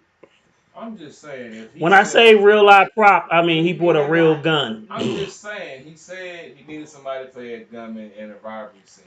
I said, do you need me to bring my gun? He said, yeah, I don't have any toy guns at home. I don't have no kids. What am I going to do with a toy gun? Somebody breaks in my house. Yo, he had the gun, the mask, and the gloves, and some other shit we ain't seen in his backpack. Right, I was embracing I the was stuff in role. my backpack. I was embracing the role, man. I was trying to get my Oscar for the video, man. And when people look at it, they be like, "Oh yeah, you do look like Gunman #2." He probably had some explosives just in case. I couldn't get my hands on no C4. I was See, trying whoa. CP3 holding C4. Oh my god. They said it was a boat scene. I didn't know if he was blowing a boat up. I didn't know what. I'm an ex-boat. Yeah, I'm gonna need to see that video.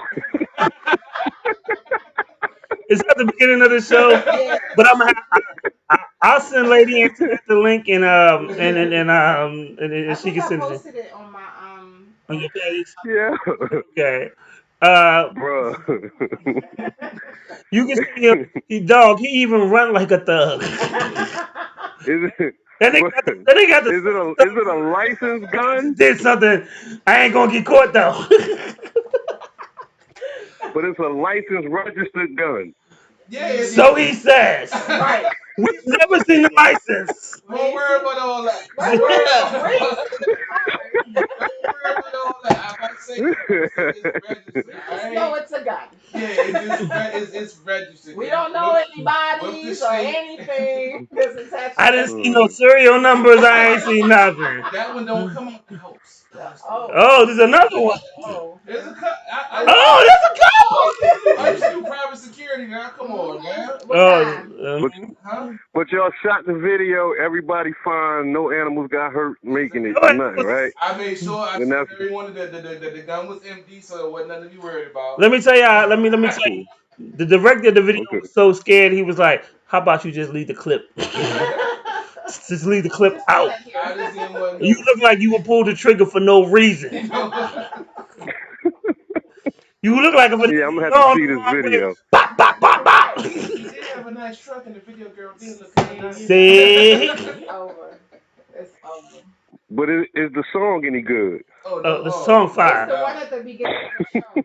It's the song we played at the beginning of the show. We had 5,400 views in just a week. It's about money, and then we got real guns. And then you got CP3 doing the Bionic Man run thug That wasn't run. in slow motion. It was just This is how he runs in real life. Real gangsters don't run fast, man. Gangsters don't run, so they don't run. I mean, that helps street cred because most people got fake props in their videos. He can say, "Yo, these are real guns." Now Renegade can say, "Hey, look, I got goons for real." That nigga. I got goons for real. Well, he knows if he called. Yeah, that nigga.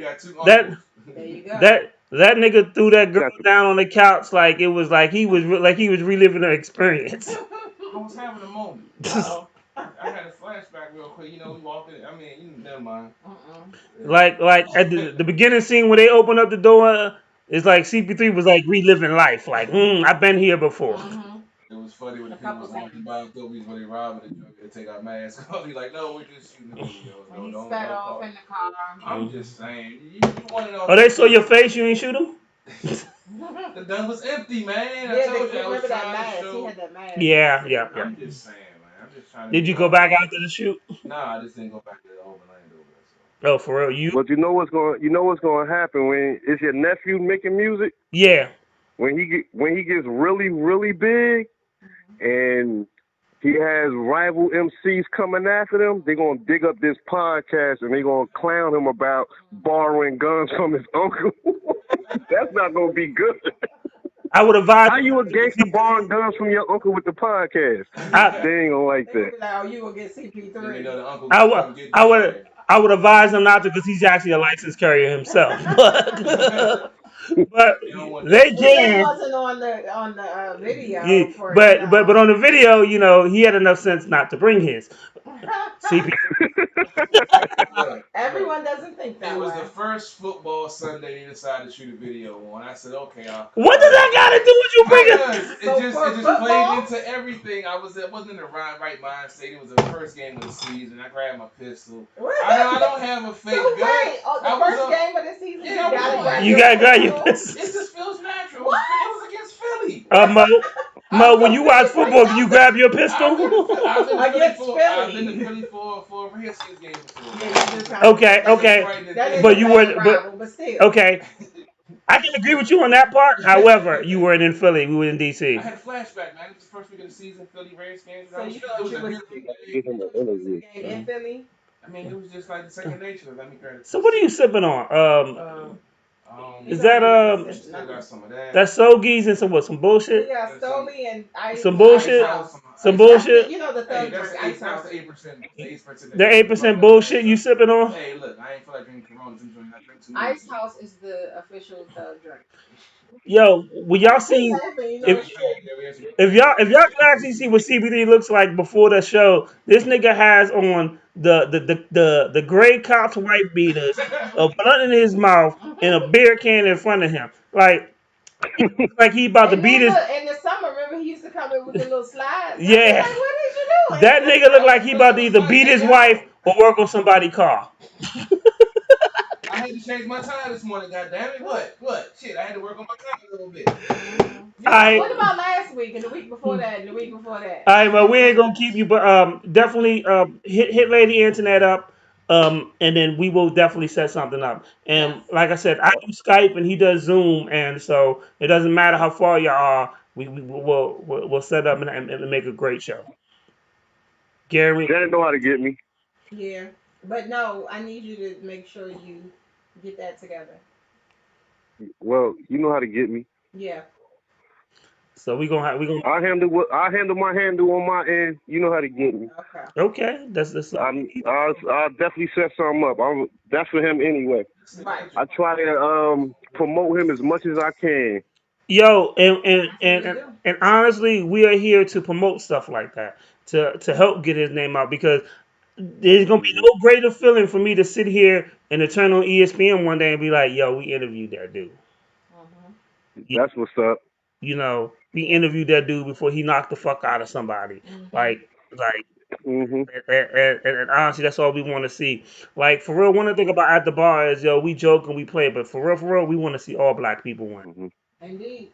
And he's not a boring fighter. Out of 13 wins, 7 or 8 are knockouts. Well, so he's not one of those boring. Wait, son, you giving? Wait for the conversation. You giving too much away. You gotta let him tell us. You gotta let him tell us. I don't even want to give it away. Because all right, I'll be quiet. Conversation. My mouth is closed. If he's half of the conversation that you just gave us, it's gonna be dope. It's gonna be a dope conversation. Right. I just put our website in there, Sports OTHP, into the live feed, so you can click on that. Check out our contest and see what we're about. Let you know when you know on some fluke shit. But we'd definitely love to have him on there for an interview. I just talked to my boxing expert. He's already said he know about both of y'all. He would love to try to get an interview on with y'all. So yeah, we can definitely do something. So we're gonna schedule him for 2 interviews, one for At the Bar Radio and then one for Sports on the Hill, definitely. All right. And all right, this is strictly a sports show. Y'all do music. I heard because y'all talking about the music video. Y'all do music as well. Right, it's two different shows. It's two different shows. We're gonna do 2 different interviews. At the bar, we do everything. We do You do everything. yeah. Yeah, and then Sports on the Hill. Is all DC, all sports in general. We cover DC teams, but we cover all major. They cover sports. all sports stuff. So yeah, we definitely Okay. have when we had a boxing. So if you got some artists, holla at your boy. Yeah, if you want to get some of his folks on, we could definitely do a Zoom interview, and go from there. I got a couple of folks at the Sugar Ray Leonard gym out here that I was. Also too though, if Sports on the Hill, if you do have like a video or anything like that, or footage, they'll play it as well. Yes, sir. Okay. We play all videos. We chop it up. And hey, we do road trips. Just let us know what's good. I can jump on the road, see what's good, shoot some footage, and go from there. Mo already know I'm always gonna pull up Mo. Definitely. You already know you got Yeah. Don't act. Yeah. Ooh. Yeah. He said that when I pulled up on him though. Okay. Before you get off the phone. Oh boy. It's true. Okay. Before you get off the phone, Mo, what's up with that? Yeah. Cause he kind of threw a card out there. We gotta ask. I'm listening. Mo. Mo, did I pull up on you? What happened? Repeat it. Did she pull up? Yeah. She pulled up with the switchblade in the ice cream cone. See, I knew it. Shit with a hot comb. Whatever. It's not a switchblade. I usually have a knife on me, but it's not a switchblade. And I'm wrong for carrying a pistol. See. Don't do No, you wrong for going to the rap video with a real gun. Thank you, Mo. No one said that was wrong that day for the video. It was authentic when I did it. They were in shock. Yo, you made the video really gangster. Mo. Had 2 gunmen and 1 gun. Mo. Let me tell you the real shit. If we would have offered him a non-real gun, he would have looked at me like, nigga, I got my own. How you gonna have 2 gunmen and 1 gun? So if I didn't bring mine. if I would have offered you a fake or a fake gun, would you have took it? No, because I had that ain't the point here. Y'all didn't offer me one, so it was good that I had mine. I'm coming from the be prepared angle, goddammit. Y'all ain't gonna change me. This nigga just literally said no. That's my story. I'm sticking to it. You see, we gotta deal with it on a weekly basis, son. They start this shit on. I'm an angel. I don't know what y'all talking about. We all do that. All right. Whoa. Well, I'll keep Janet posted. She gonna keep you posted. I got a semi-professional famous fighter, and I got an up-and-coming artist who is incredible that I'll introduce y'all to another time. He got a video? He has videos, he has songs, yes. So I'm gonna tell you like this. If he has a video and he has a music, right, where it says the email address, just send it. Send a video. Send both. We'll play it. Even before the interview. You ain't gotta wait for the interview, son. You got connected in here. The fact that you know Lady Antoinette, we gonna play this shit literally next week. You know some people that know some people. Yeah. Okay. So just send it. Not a problem. Send it. My job is to support these up and coming artists, these entrepreneurs, these athletes or whatever. My job is to support that. That's what we're here for. We're going to have fun and we're going to joke and we're going to drink and talk shit. Talk about CP3. CP3 and his gun and his love life. But other than that, we're not talking about that. Well, we're going to be talking about music and stuff like that. So send it. You ain't got to wait, dog. Just send it. I got you. Hey, my man said, tell team Jawbreaker 150%. He said, you know what that means. Tell what? All right. Team Jawbreaker. Jawbreaker 150%. Yeah. My nephew they call him 150. His father is 300. Okay. Jawbreaker Promotions is his promotion. So tell whoever you was talking to, one up. One love. Yo, y'all giving too much away before the interview. Y'all niggas gotta stop that shit.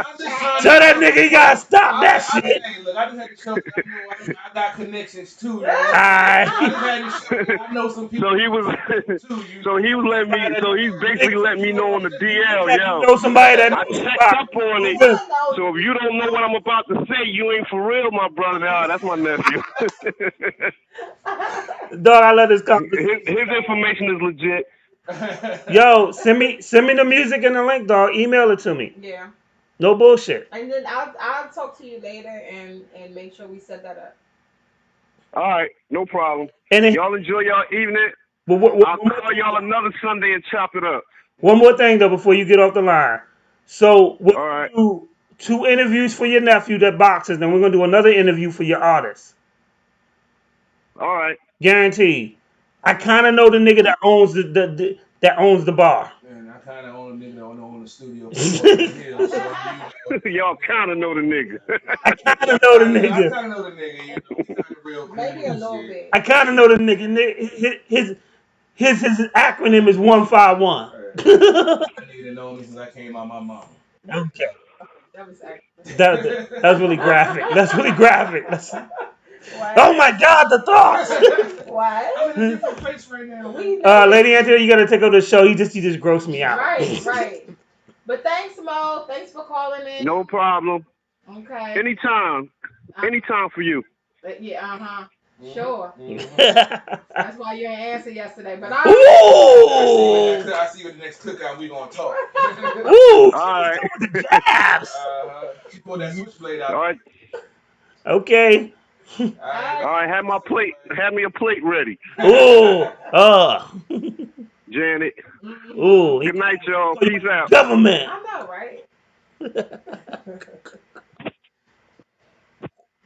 All right, so CP3. Yes, all right. Yes, How you feeling?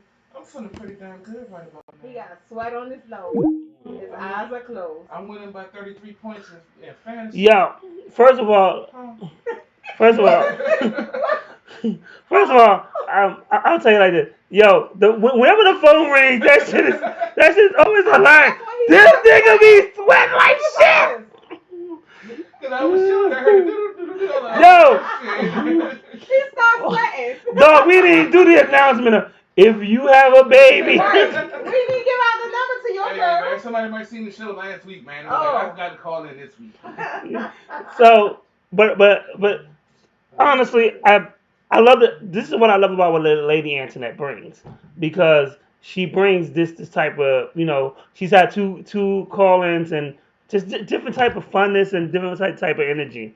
And now we're going to schedule with one of the best boxers out there right now. I'm gonna announce this so first they should be calling on the spur and shit. Niggas, stop being scared. Nigga. Stop being scared. They wanted to call in to weigh in on the conversation that we had. That's what people supposed to do. Yep. They need to whistle before. Whistle? How you gonna do that? Nigga, Just because you scared, that's a personal nigga, if you problem. scared, say you scared. Right. Sometimes I be scared. Sometimes I'm scared. We know this. Yeah, we know this. Your head popped up real fast. Y'all niggas start sweating for no reason. He was like, said, "Oh, I was worried." The funny thing is though, like I can actually see the number, so I knew it wasn't the 20. It wasn't a number that would know you. So it wasn't a number that knew me. So it could. I was like, okay, so this probably be one of Janet people. But spoofing numbers and shit. So you really think it was a Florida number? Call here. No, it's a. No, it was not. In my past days, Jersey. Okay, Jersey. I kind of told them that don't come for me because it wouldn't turn out. So some of them might have some fear.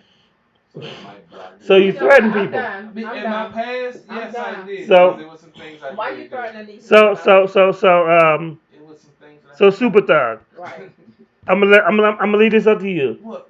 Do you want to go into the presidency or do you want me to play a video? Let's play a video first. Get yourself together. Yeah, I need to get myself together. Cause you sweating real hard. It's about to get bad. Yeah, I need to balance myself out real quick. Balance yourself out. Before the alcohol take over. Oh, you know what? I'm gonna tell you what I'm about to do. We can play. We about to play so and so video. and then we're gonna talk about it. So whoever sent me this video, Veronica Gonzalez, we about to play your video, and then we're going to talk about it. We're gonna talk about the song. We're gonna talk about the video. Deal with it, because I haven't screened this video, so yeah, we're gonna screen it right now. we're gonna play this shit right now.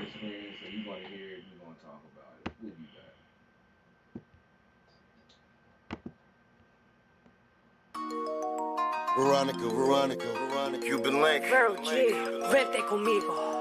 Veronica. Mami, vente conmigo. Sé que tú no estás contenta con él. Se te ve en tus ojos perdido. Él ya no te sabe querer. Vente conmigo. Come with me. Vente conmigo.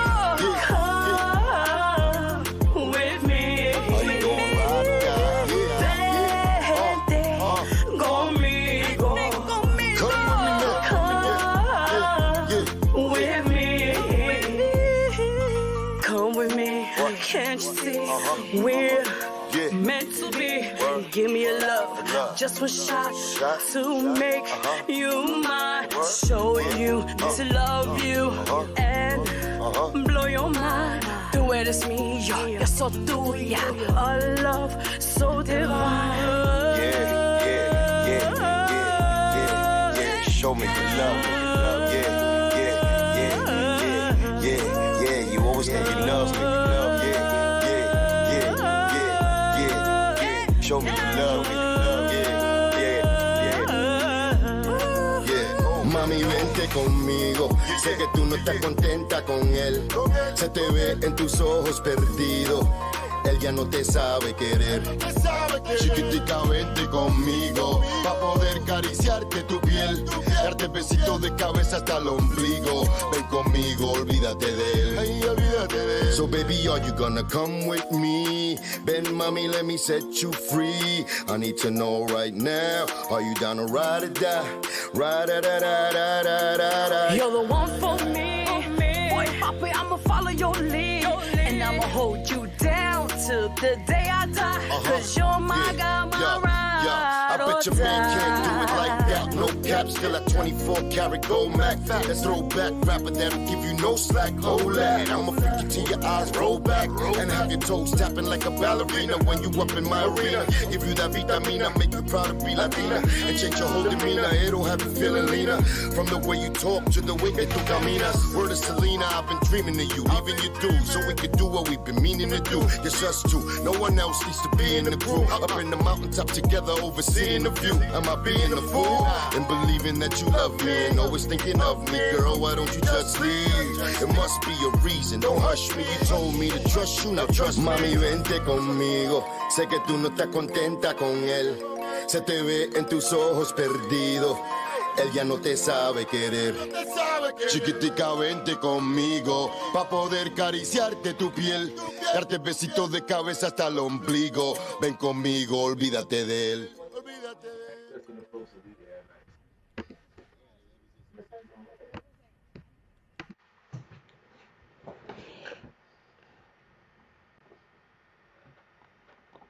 Are you ready for the music review? All right. So,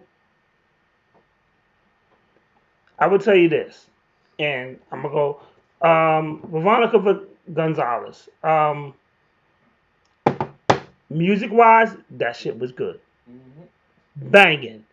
I enjoyed it. Visual wise, I thought it could be better. I don't like the little. I've never been a fan of gray spots. That gray effect in music videos. It reminds me of 1990. And we're in 2020. What's wrong with 1990? Nigga, we're in 2020. But sometimes Yeah. When you give your opinion, you can say what you want. It can give a nice It's just because, vibe. yeah, just with him because you throw me off sometimes because I get that old school feel from you, but sometimes because I forgot who you are, you're more new school than old school. But you still No, that's not correct. That's not correct. That's not correct. Let me finish. But you incorporate the old school into the new school. I better than I do. incorporate music in general. because I view music in different eras. Yeah. So it could be a hot song from a 20-year-old. I may not like it, but if it's hot, it's hot. So you can And- make that separate. You can make Yes. that distinction. I'm not able to make that Yes. distinction. Yeah. So that's one of the things. Yeah. So when I listened to this joint, I had a good feel to it. Yeah. I fuck with the joint. I ain't gonna lie, I fuck with the joint. And I'll probably play it again. Visually, it didn't really do it for me. However, I think it's a great song. And I think it has potential. And I like people that send me their bangers. I think this is a banger, and I think it's pretty cool. So if you're going to send me music, understand something. I'm going to review. Dog, if you email me your shit, we're going to review it live on air. And if you send me a B-side cut, I'm going to tell you, regardless of what the other two people tell you, I'll be like, yo, that shit sound like a B-side cut to me. There's no cut, no chase for a reason. Yeah, 151 straight with no chaser, son. That's my motto. So, I'm going to go to Lady Antoinette. How you feel about it? I liked it. I like the representation. Got a Latina coming on here. She did a thing. I love the reggaeton vibe. Yeah, we don't normally have that, but that's cool. Correct. I like the collab between her and the gentleman. He has a familiar voice. I liked it. It wasn't really anything distinct about him, but it definitely helped the song, and it was just a good collab between the two of them. Definitely. And as far as the video, I feel the same way about you. I didn't really. It wasn't polished. Yeah, I think the video didn't match how good the song was. Right. It wasn't polished like something that the song was great, and it's something you could vibe to, but the video Was wasn't alright. something that you would play often. Yeah. Because it was an amazing video. It was all right. It was. Nonetheless, you can always agree to a video. Yeah. But I did catch at the end, it says rest in peace, Big Pun. So I like that too. Ooh. I like Okay, that we gonna give an extra point for that. We gonna give one of my favorites, so I gotta give an extra point for that. Yeah, but Veronica, I thought it was a good song. I Definitely, liked definitely. it. It's something that you can vibe to, and I can see that on my playlist. Yes, CP3. Alright, as an old school head, watching that video, I have an opposite. I got that fabulous feel to the video with the cutting and some of the visual, and I liked it. I'm an old school dude. I thought the video was cool. I think that I'm not gonna say they're spoiled by the folks that we know that can do, quality video. Not saying the folks that did your video wasn't quality, but different folks do different things, and we've been exposed to different things that maybe y'all not haven't been able to. So I'm not going to say I enjoyed the video, the little bits that I saw. I'm gonna go back and check out the whole thing. But I was always a fan of the cut and paste and the quick video and the solid color black background, even though I'm colorblind, I don't know what color it was. But it's still, to me, it was visually appealing. The song, to me, I don't speak foreign language. I wish I did, because it sounded like y'all was speaking some real shit. I'm gonna see if I can put a translator on my phone or something to figure out what y'all was saying. But the beat was hot. I was in here grooving to it. I might not know what you were saying, but I felt the passion, the love in the song. So I think it's like I say, I'm different. He has the musician, producer. No, but first of all, don't discredit it, because one, you're a beat producer. True. So, and here's the thing, my opinion is my opinion. Yeah, but you have a different eye. But no. But here's the thing. My opinion doesn't make me right. It's just my opinion. No, true. So, I want you don't gotta sugarcoat your opinion to make my opinion look good. If you disagree with what I said, by all means, just say. No, it's just the fact that I'm giving you credit because you have more experience in the game. I'm in the game, but you have more knowledge you teach me stuff all the time. Yeah, they don't need all that shit though. I'm just giving y'all why this show the way it is. I'm getting a lot of compliments on the show that how good it is, and they love the vibe that we have, because we're some real motherfuckers. And I know some stuff that he don't know. He knows some stuff that I don't know. Lady Antoinette, some stuff that we don't know, especially about the government stuff. You're gonna find out later Mhm. offline. But we all learn from each other, and I don't have no problem giving him props. And this goes to what he was speaking about before about in the black community about us uplifting each other and trying to make us better. We have no problem giving each other compliments. We might not agree all the time, but I know the insight and knowledge that he has. I know that I'm trying to get to where he is Well, in this but, aspect. So but I'm one, gonna but give one, him props. I don't discredit your music taste neither because No doubt, no doubt. when you say, "Well, I have an old school vibe," now this is like that's your taste, and for I'm gonna always introduce different types of music. That's the premise of the show. No doubt. That's why I love it. That's why I love it. You know, but that's the dynamic of the show. Yeah, if I hear Like, shit I wouldn't hear nowhere else. like you know, exactly. Yeah. And I think right there is the thing. So I just don't want you to be apologetic for your opinion or to come off like your opinion is any less than what it is because I value your opinion. No doubt. No, I appreciate You know that? I appreciate that. That's all I'm just really But saying. yeah, but I think it was a good song. You know, I'm coming from just from the producer aspect, making beats. I liked it. You know, I would love to maybe do a video myself for the joint. But yeah, definitely, I think it's a good song. And the folks that speak the language probably think it's a banger too, even though I don't know what they were saying. But it was still a banger. I mean, So, but you like the beat though, Mr. Yeah, Mr. Beat Man. Yeah. I love beats. So Yo, the bass line was hot. I mean, definitely, I'm gonna tell you like this. Definitely, I'm gonna play the. Whether I like the video or not, I thought it was a good song. I'm definitely gonna play the video again because I thought it was hot. I like her vibe. Shout out to the BBWs because she was doing it for the BBWs. Yeah, and the Latinos. And the Latinas. I thought that was dope. You know, at the same time, I'll tell you like this. We had many instances where we could have made money. And even a day of money, the original dude who was supposed to shoot it didn't come through. And when I said, well, don't worry about it, I got a camera, I could do it, my partner responded to me and said, no, nigga, we getting a professional. When you have something that good, and after watching the video of money, when you have something as good as a song, you gotta put you gotta put the time into it. I think that song deserves a better video. So and that's all I'm really saying. I think it's a good song. If it was a low budget song and we had a low budget video, I'd be like, okay, that's cool. But that song was so good, I think it deserves a better video. That's just my personal opinion. I gotta say, I enjoyed shooting. That was my first, video shoot. I know a couple of folks that's in the game and the photography, the modeling, and all of that stuff. But it was actually fun. Like I said, even though it was on the first football Sunday of the year. Nigga, get off that. Don't ever. I'm just saying, as a non-sports person, don't ever do that again. You That was a tough got so decision. many people's schedules you gotta work around. Dog, you got. And in life, that's Let me tell you something. So you watch the football. You could either watch the football game or you could have 5,400 people watch that video with you in it. Well, I actually did both because I was streaming on my phone. Exactly, nigga. I'm just saying. Yes, future gunman reference, number 2. Nobody was gonna keep you from your game. Well, put some So- respect on my name, nigga, and don't do it on the goddamn Well, they football did. field. You're gunman number 2. Calm down. But all I'm saying is like this. I think the video was like I said. I thought the song was dope. I think the video should have matched the song. Yeah. And sometimes you can't do that. But when you can, make sure you do.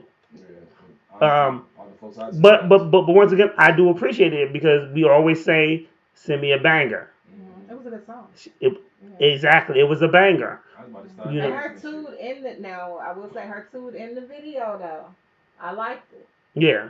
And she was prancing around and she was good with it, but it was just the quality Of the video, I think the quality of the video could have been a little bit better.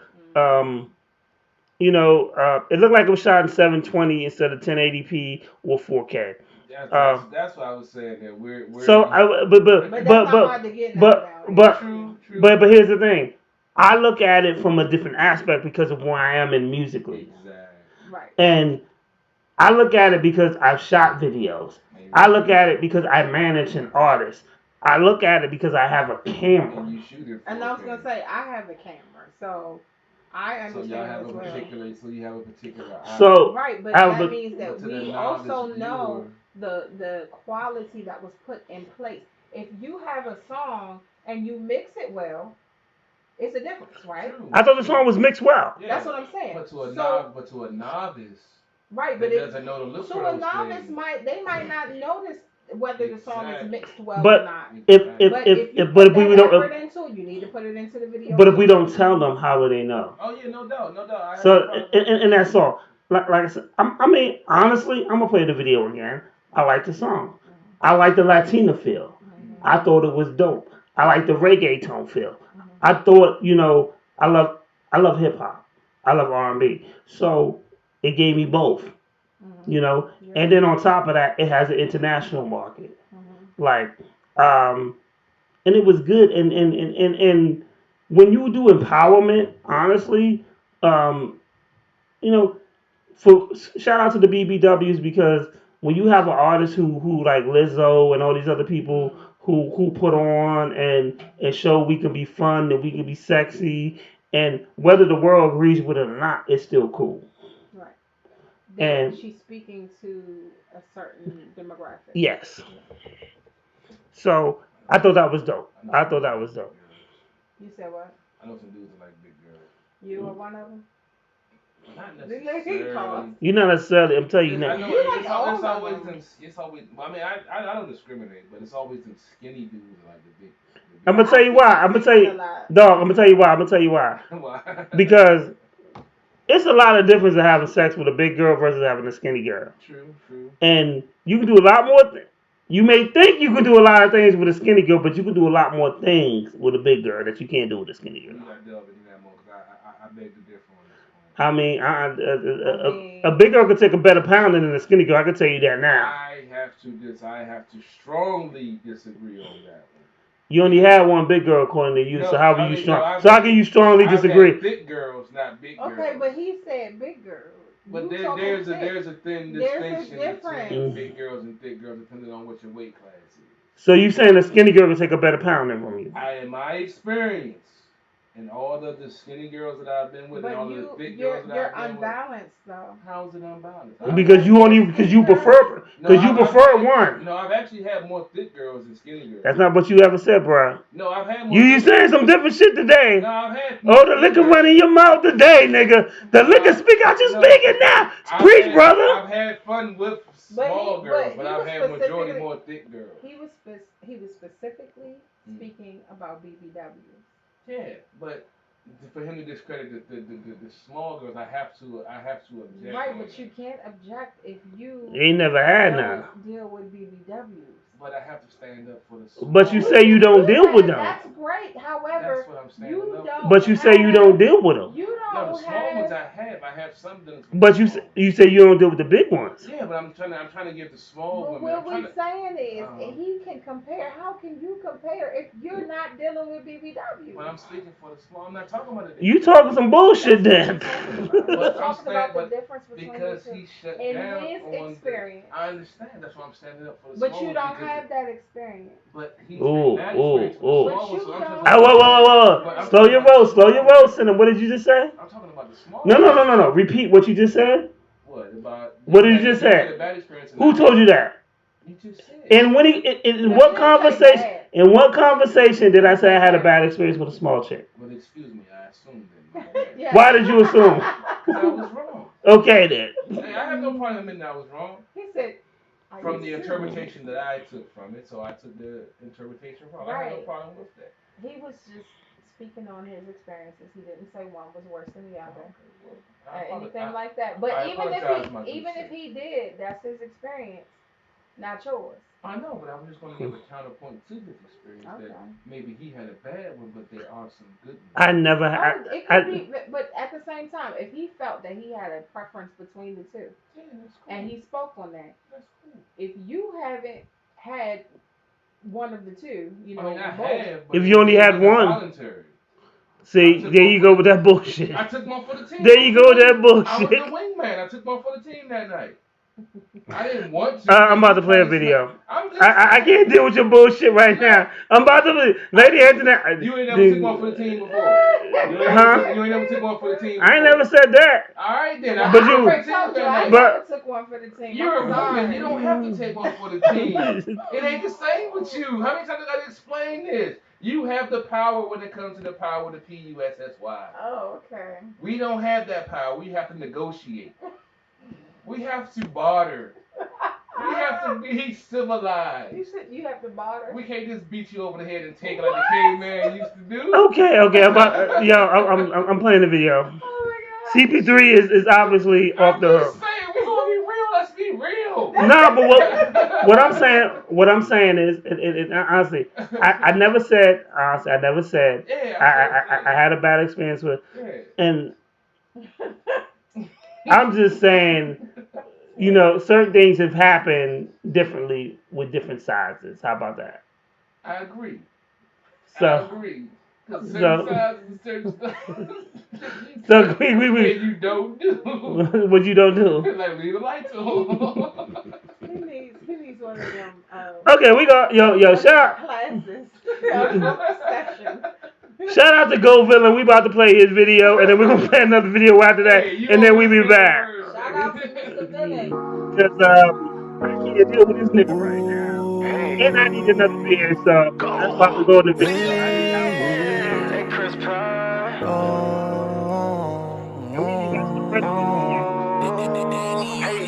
Don't tell me you quit when you up for the challenge. Blow you a kiss and then live through the madness. She be my queen, she get flooded in diamonds. This what you get, now you tell me you got me. You got it. You got me. You got me. Ooh, I love them hips and them chocolate legs. Let me walk behind you, kick them heels. What's the deal? Gotta trust somebody just a little. Just a little. I bet you treat these niggas hella cold. I'll be west, you be my east. If you numb to that, I make you feel. You can't tell me this not meant to be. Turn our cell phones off, now it's time to give you all of me.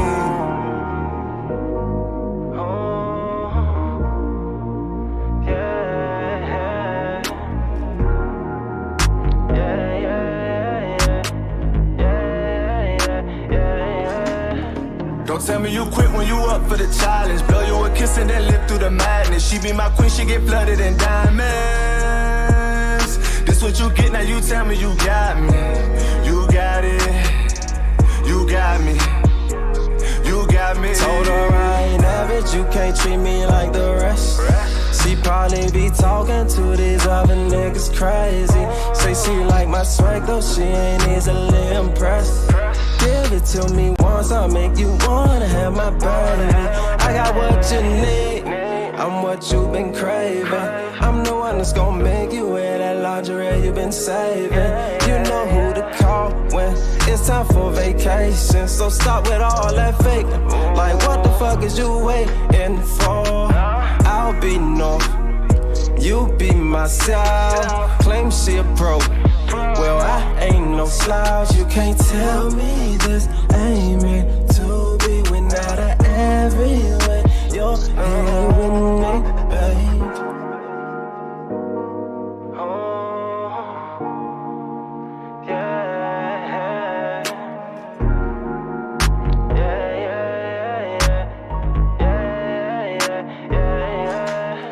Don't tell me you quit when you up for the challenge. Blow you a kiss and then live through the madness. She be my queen, she get flooded in diamonds.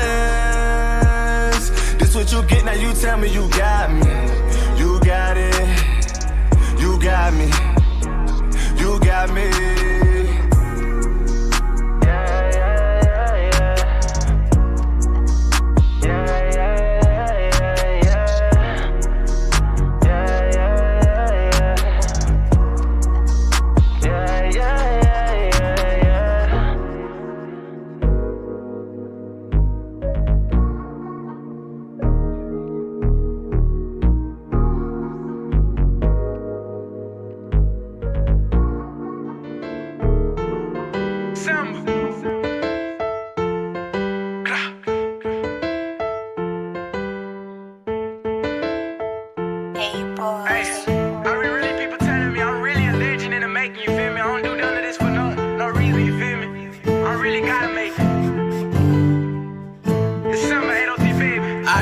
To the doctor, he don't know if I'm gonna make it. my heart is filled with hatred. It's cracking and it's breaking. I done felt too close to Satan. I'm shaking cause temptation wanting, now I'm sick of waiting. I'm a legend in the making. You can like it, you can hate it. Don't give it, let's just take it. Give me that, no hesitation. And I don't want no ties, just fuck our relations. Yeah, ayy. It's only one color if it ain't red, it's dead. You scared to push up on my block cause all your steppers dead. I got some special bullets for you, send you extra lead. Niggas stupid in these streets, I call it special ed. Versus fuck a teller, combat needs some edge to head. I don't trust nobody cause I just can't see the feds. I'm off that gas and talking shit and please don't mind my meds. And please don't threaten my life cause I'll make your bed. Shot at your chest, shot at your head and I don't aim for legs. Spin on your block with that Glock like a ceiling fan. Niggas got me fucked up because I don't need no friends. A year from now I'm spinning in the Benz with 100 bands. Yeah, I just talked to the doctor. He don't know if I'm gon' make it cause my heart is filled with hatred. It's cracking and it's breaking. I done felt too close to Satan. I'm shaking cause temptation wanting, now I'm sick of waiting. I'm a legend in the making. You can like it, you can hate it. Don't give it, let's just take it. Give me that, no hesitation. And I don't want no ties, just fuck our relations. Simple, fuck that shit. I feel like I'm Jordan, I'm 23. We're winning the game, I'm MVP. It's some of my name, remember me. I lead in that Hennessy. She say I look good, she into me. Don't fold the Aki, my enemies. I'm rapping the shows in Tennessee. Niggas be hating, they envy me. Yeah, envy. Talking that shit, they come see me. I'm rapping so good, I'm on TV. My diamonds is biting, they VVs. Unreadable niggas can't read me. Don't got no more love, but don't leave me. I'm stunting on niggas, it's easy. They talk no more shit, but they need me. Yeah, my ties on repeat. Got my own plate, I'ma feed me. I'm an alpha, you can't leave me. My bitch is so bad, call her Riri. I'm rocking designer, got Gucci designer. Yeah, summer got Fendi. All these niggas wanna kill me. I just talked to the doctor. He don't know if I'm gon' make it cause my heart is filled with hatred. It's cracking and it's breaking. I done felt too close to Satan. I'm shaking cause temptation wanting, now I'm sick of waiting. I'm a legend in the making. You can like it, you can hate it. Don't give it, let's just take it. Give me that, no hesitation. And I don't want no ties, just fuck our relations. Simple, ayy. I got love for my people, I ain't used to be equal. Keep it still a desert eagle. Roll with killers, yeah, they lethal. Young nigga, yeah, I see you too. My kids can't wait to meet you. And I don't trust a soul, cause they'll leave you. Don't bite the hand that feed you. Don't trust some snake to see you. Pray to God because I need you. Was a felon, bad illegal. I just talked to the doctor. He don't know if I'm gon' make it cause my heart is filled with hatred. It's cracking and it's breaking. I done felt too close to Satan. I'm shaking cause temptation wanting, now I'm sick of waiting. I'm a legend in the making. You can like it, you can hate it. Don't give it, let's just take it. Give me that, no hesitation. And I don't want no ties, just fuck our relations. In the making, you like it, you can hate it. Don't give it, let's just take it. Give me that, no hesitation. And I don't want no ties, just fuck our relations.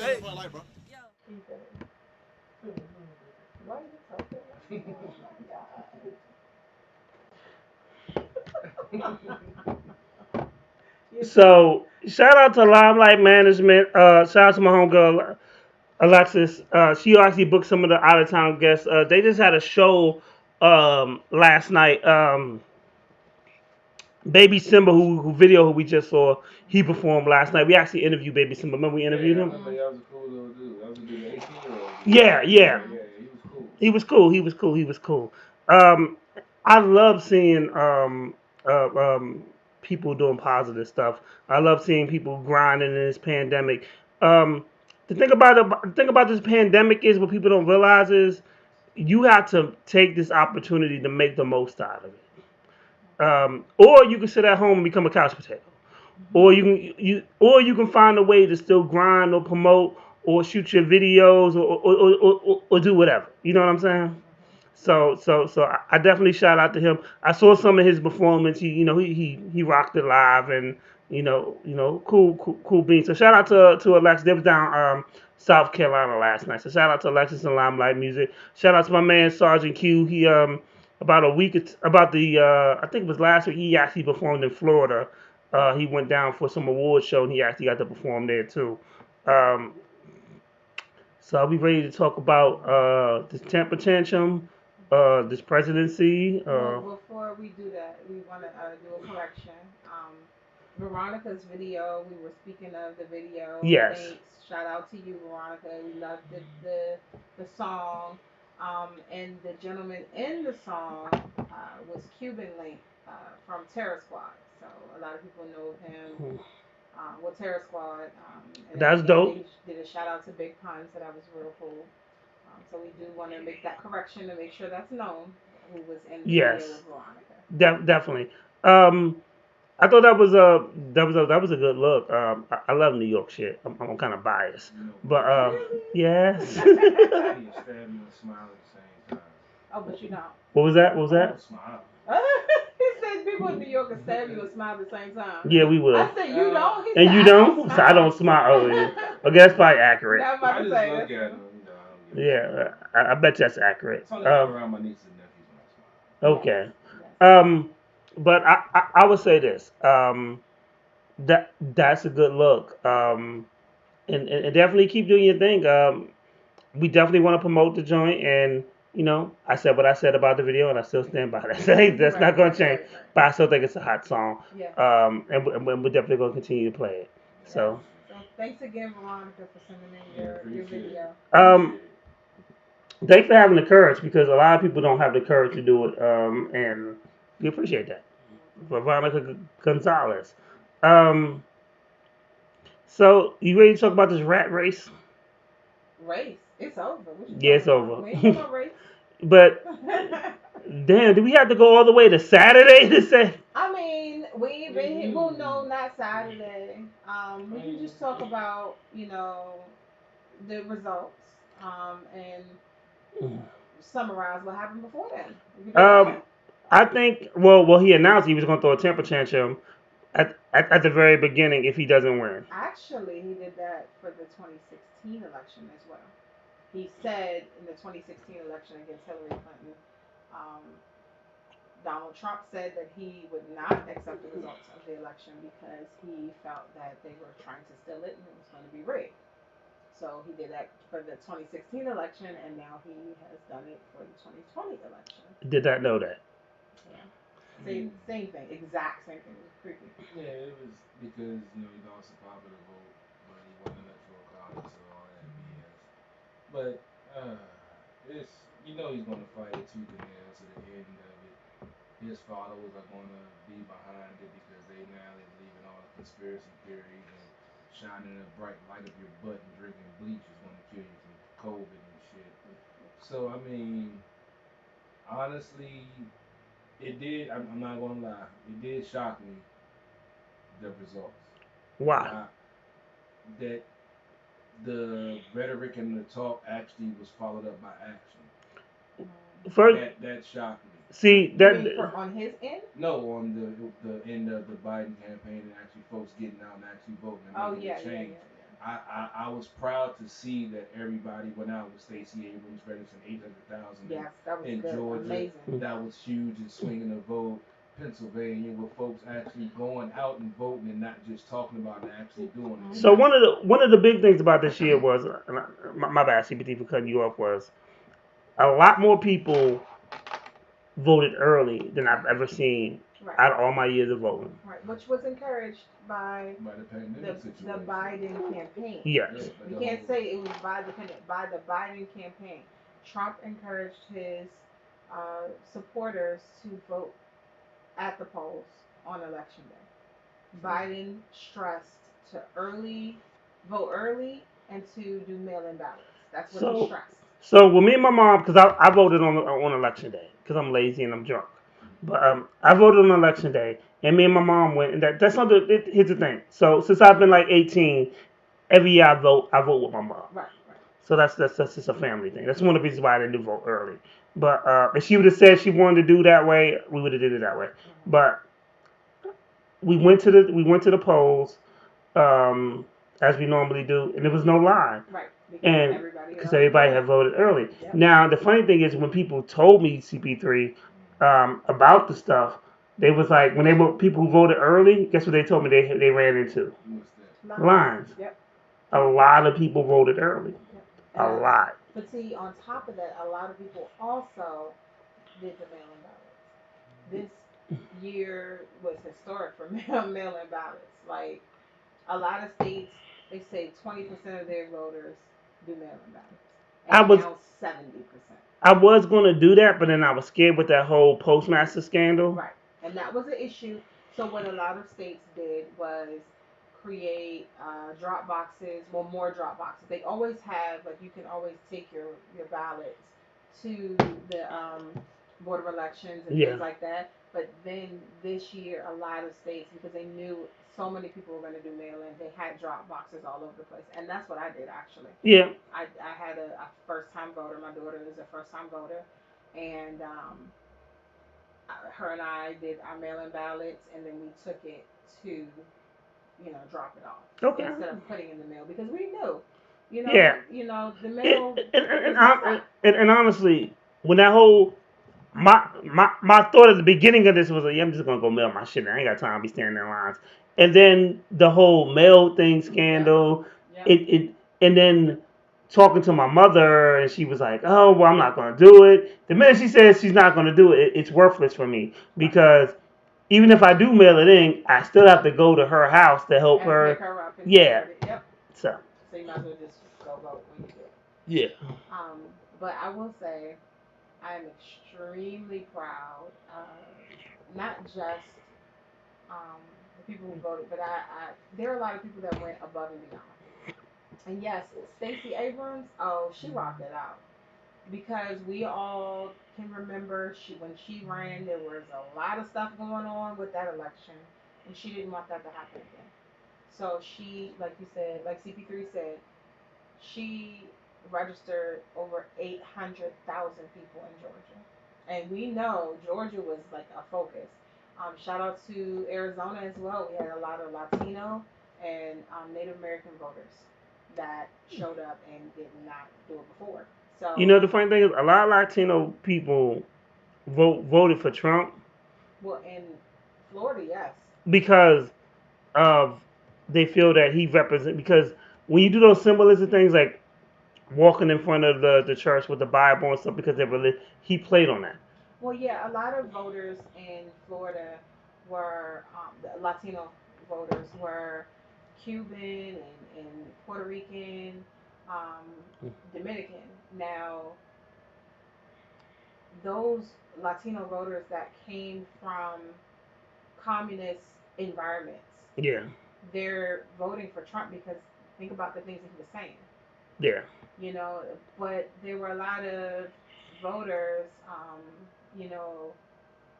Mexican and Puerto Ricans were like, no. Hell no.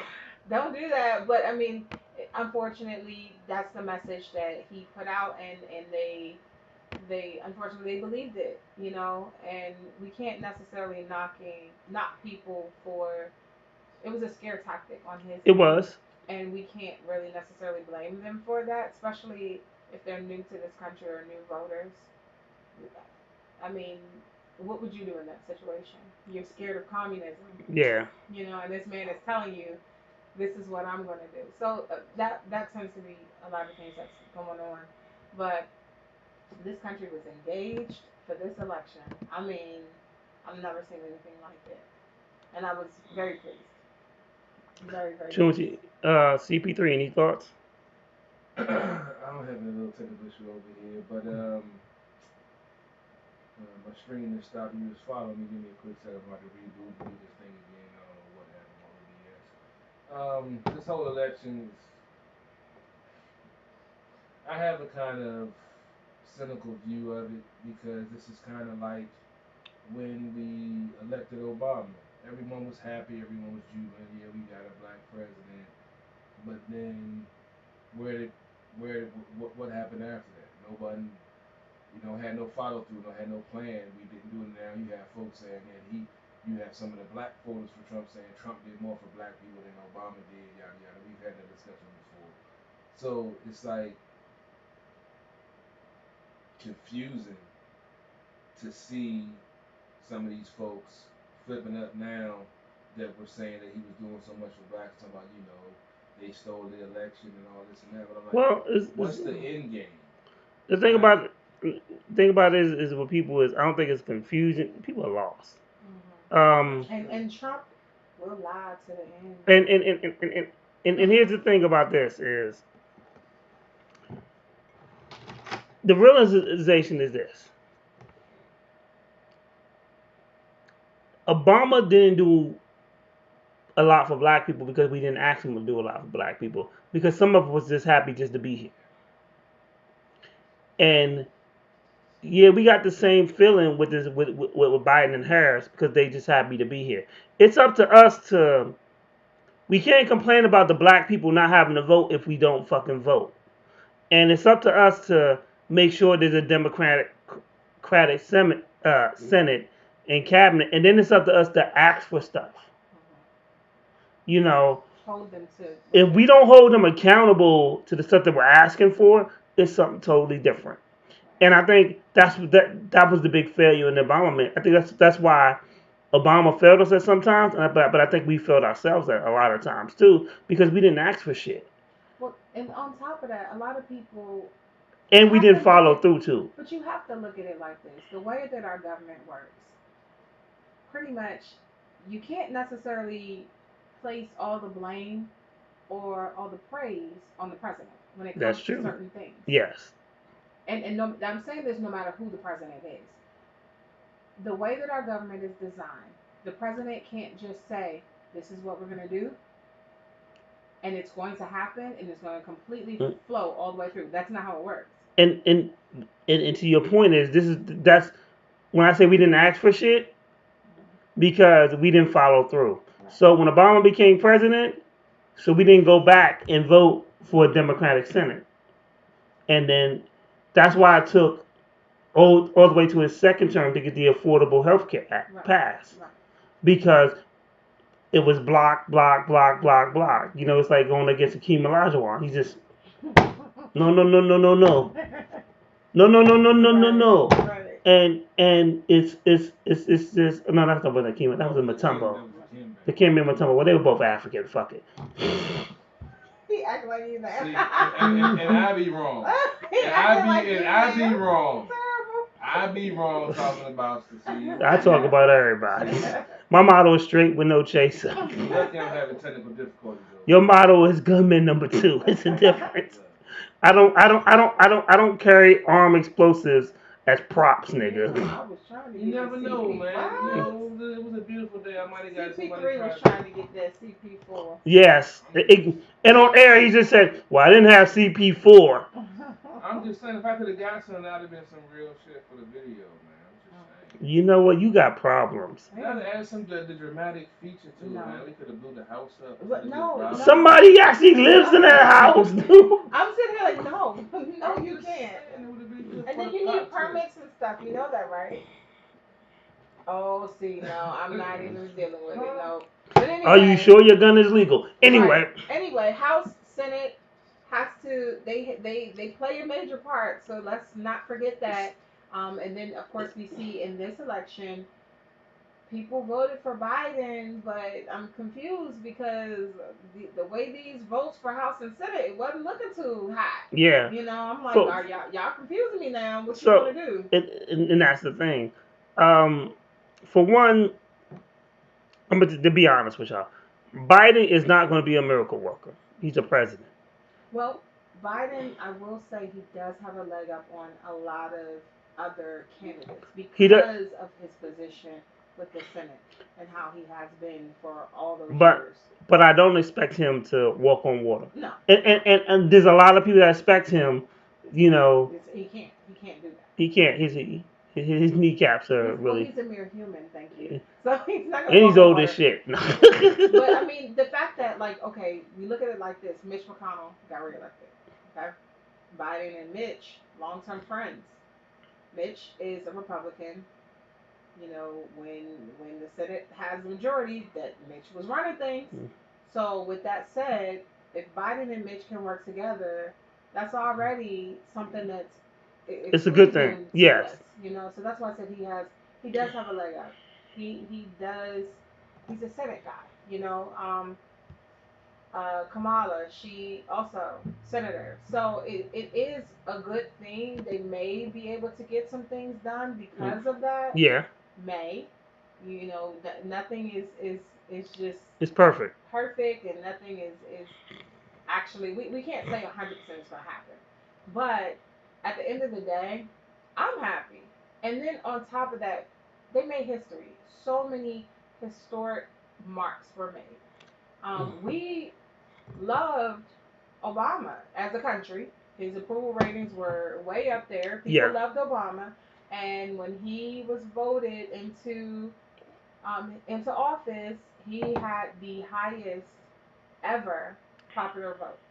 Yeah. Biden has surpassed that. Not because we love Biden more, but because a lot of people just didn't want Trump to be in office. Yeah. And let's not forget Kamala being vice president. That's huge. Yes. Woman, African American, Asian American. A lot of people don't know her mother is from India. Her father is from Jamaica.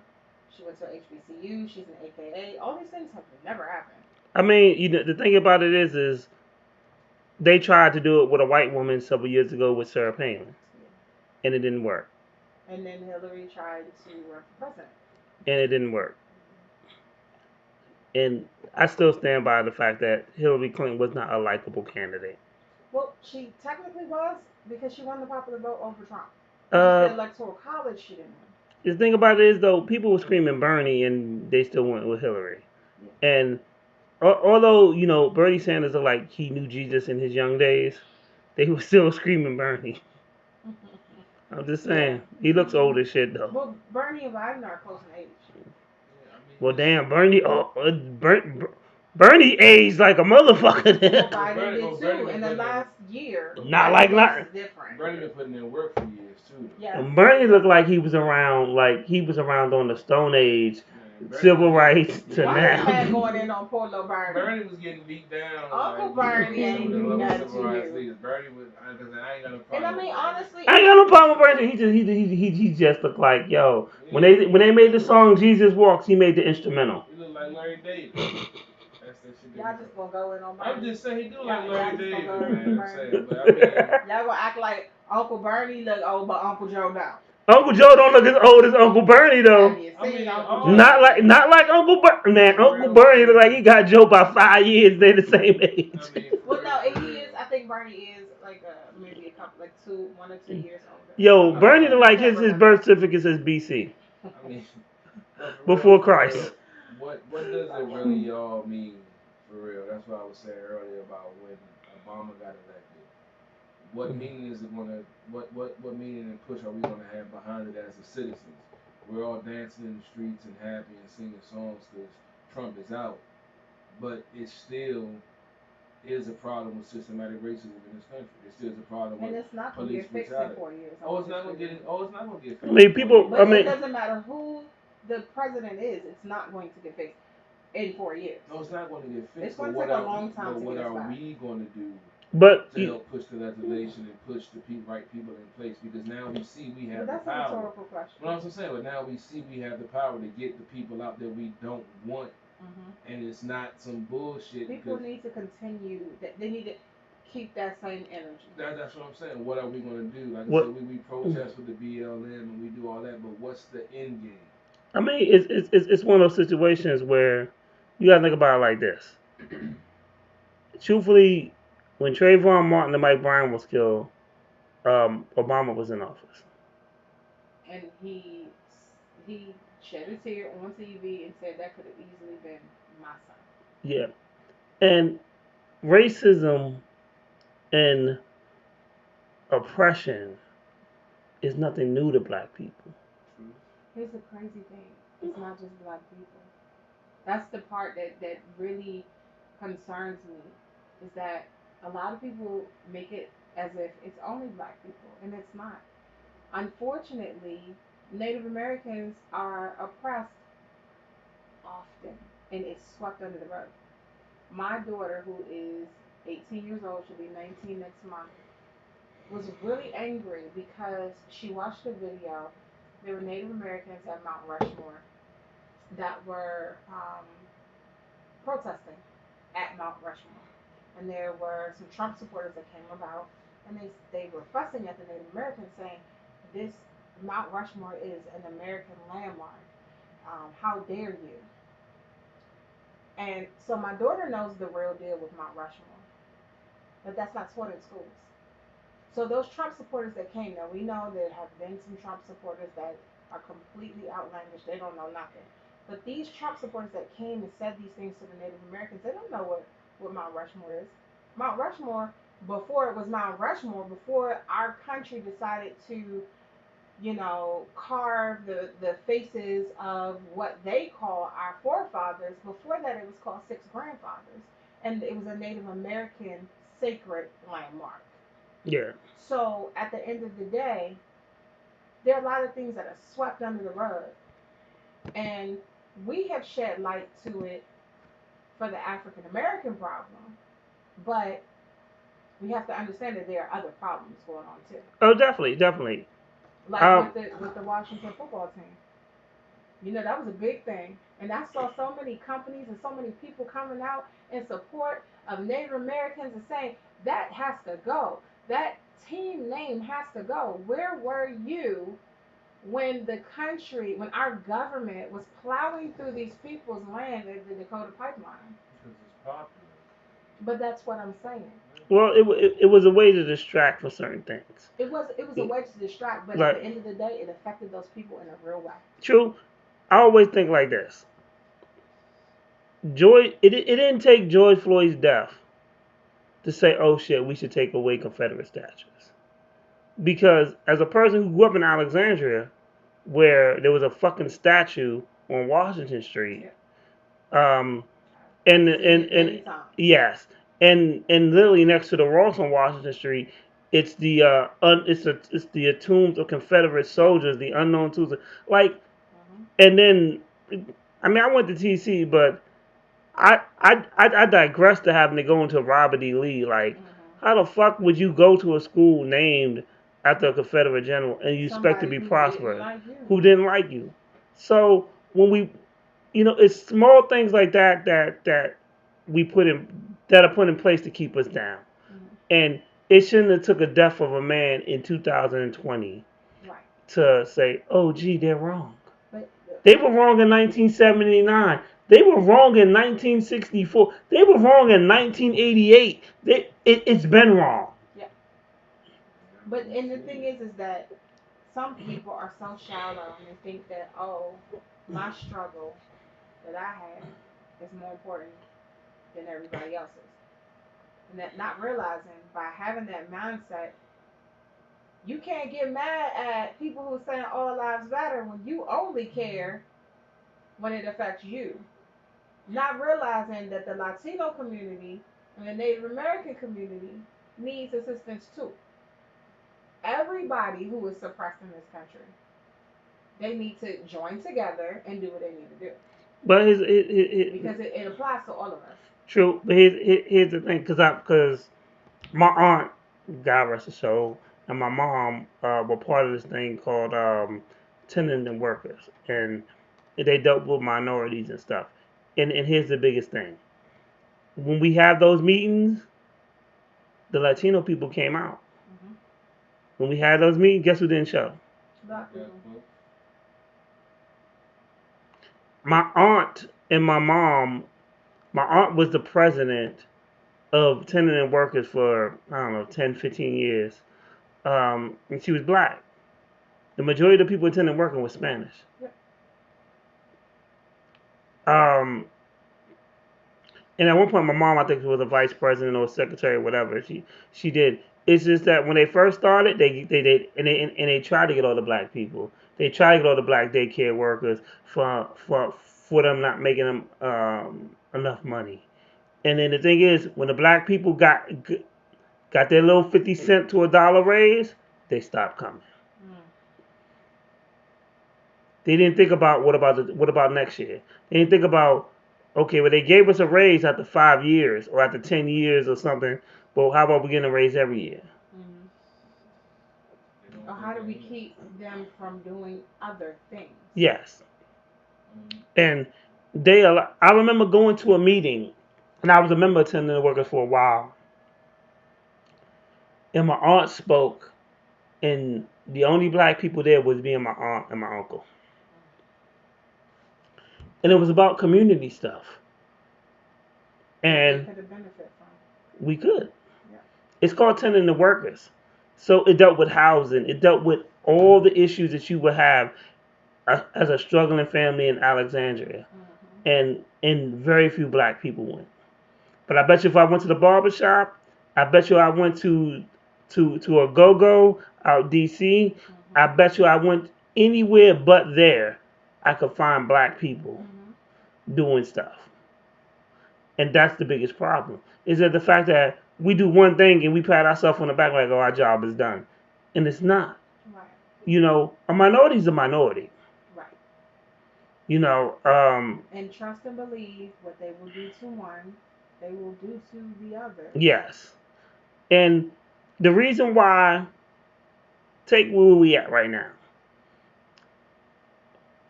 Spanish people will know how to live together. There are plenty of Spanish people that will buy trailers and build with each other and take care of programs that are available within the city because they work together. While there are black people who've been in a project since I was 18, since I was 13. And they grew up in the projects, and guess what? They were taught to get another house in the projects. And that's all they know. Oh, my mama grew up in low income, and I'm going to grow up in low income. Right. And then they done had babies, and they still in low income. Yep. Where you got Spanish families that are, oh no, we all going to live together under this one roof. We going to build. And then when you get your money, you're going to go get your house, and then you'll get another family and help them out. Boom, boom, boom, and build. And honestly, that sense of community used to exist in the black It community. used to. I don't. But I'm gonna tell you. So one of the things, it's not even the leadership. It's deeper than that. It's what it is that black people love to be assimilated. We love to assimilate other people's cultures rather than embracing our own cultures. The one thing is, like Black Wall Street. They broke Black Wall Street apart, and we allowed them to.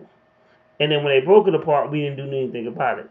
See, as much as I love like Lil' Kim and Mary J. Blige, you know what hurts me to the core? When I see a black woman that wants to have blonde hair and blue eyes. Because that ain't us.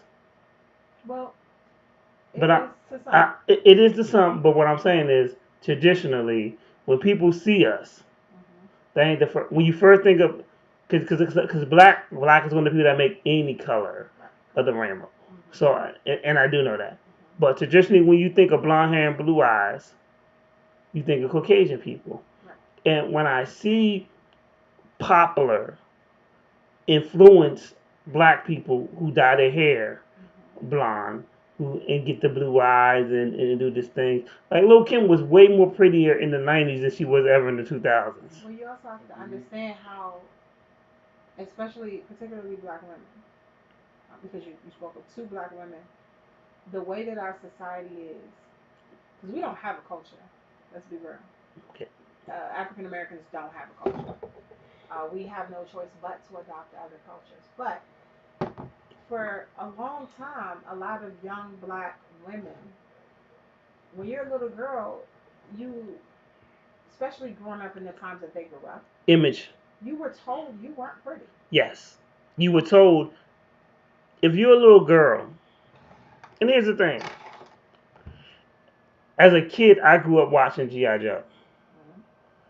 I grew up watching Transformers. I grew up watching Thundercats. And there were very few black characters in it. Panthro, we can tell he was black. G.I. Joe had like 2,000 motherfuckers, and you can probably find 5 black people. Real talk. And so as a female, when you grab a Barbie doll, when I worked at a toy store, so I knew that. I can tell you this now. I worked in a toy with KB Toys, y'all dead. So I can say whatever the fuck I want. Rest in peace, niggas. I loved KB, by the way, but go ahead. I loved it too until they went out of business. Exactly. But I remember you would get, if you got 30 holiday Barbies, which is a special kind of Barbies, $50 a piece, you would get 10 black. Yep. no matter what area you were in, Yes. which is a problem when you're in an area that is like anywhere in PG County. Yeah. If you got if you saw if you used to look at all the Barbie dolls on the early '90s, because Lil Kim said, you know what, I used to love Barbie dolls, but you know that's why I got all the chains. I didn't feel beautiful because I was trying to look like a Barbie doll. Yep. But if you remember, you would have if 10 different Barbie dolls came out, right? There'll only be one or two at the most that were in black. No bullshit. And also, you also have to remember this. Back in those days, a black Barbie was just the white Barbie that was tinted another color. Yes. So your features that you have would not show on that Barbie. Yes. And it would say shit like Black Barbie. It would say Black Barbie doll. Like Holiday Barbie, black. Like it would like it had the accent. Like if you didn't like you were fucking colorblind and you didn't know the doll was black, it would say Holiday Black. And technically the shit was brown. But that's a totally different story. And does it surprise you? I mean, It doesn't. every other race or ethnicity has American beside it except for what?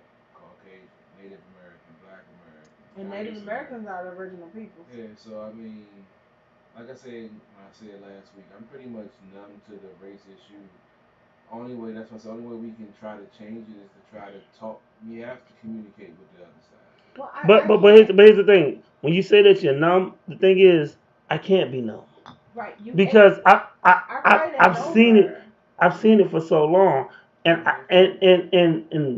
I've seen it on so many different levels where I can be passionate, I can be angry because it's a difference of, how would I say this? You remember I Love Lucy? So it was more acceptable in the 1960s, 70s, or whatever when that show came out. It was more 50s. It was more acceptable for Lucy to be married to a Spanish dude than having a black person on that show. That's a big problem. And I love Lucy though. I ain't saying she's racist. But I remember it took almost 10 years. I remember watching that show and then watching The Jeffersons. And it was a totally different vibe. Yeah. But you know that was her husband in real life. Yes. Yeah, so. But if it wasn't. But I will say this, even with Lucy, there was a lot of backlash for that. There was. A lot of backlash. That was not considered acceptable. To the point where if you remember the show, they wouldn't show them in the bed together. They had two twin beds. Yes. However, no bullshit. My grandparents had two separate beds. Yeah. And it was a small space. Now I don't know what they did when I wasn't there, but when I got there was always a small space. I can tell you that. But even then, you know, it was a big deal. And that show supposedly, you know, had some breakthrough moments, you know. But here's the thing. There's a lot of shows, and there's no disrespect to Spanish people, but there's a lot of shows where Spanish people have been more accepted than black people. Well, on the show in particular. In culture has been. But you have to also look at, like right now, let's be real. Our current administration, he openly Disrespect the Spanish people. Yes, it's all about.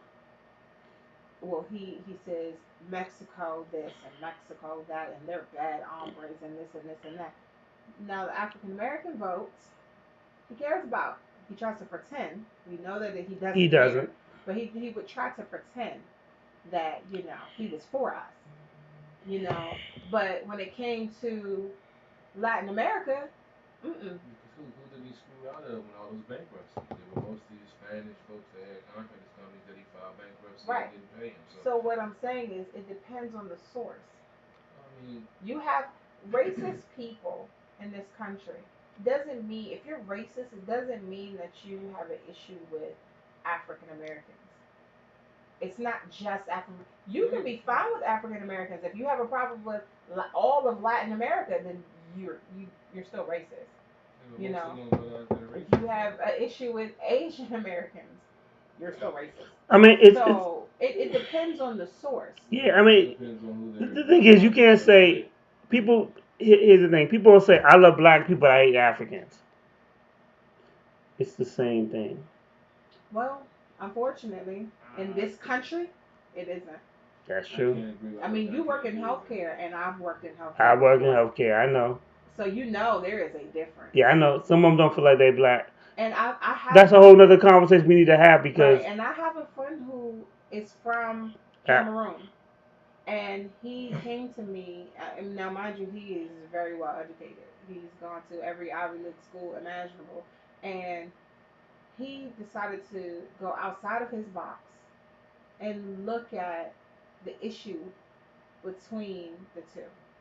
And he talks to his friends on both ends, trying to make amends and telling everyone, because you also have to remember that a person that came from Africa, the image that they have of us It's different. is we are ratchet, we're spoiled, blah blah blah, His- and then our image of them. Here's the funny thing about that. Here's the funny thing about that is, and you're right about that. Africans don't view Africans are over the slavery deal because they weren't the ones enslaved. So when we harp about that, they don't think about that. But they don't think about it until until the African gets killed, then they black.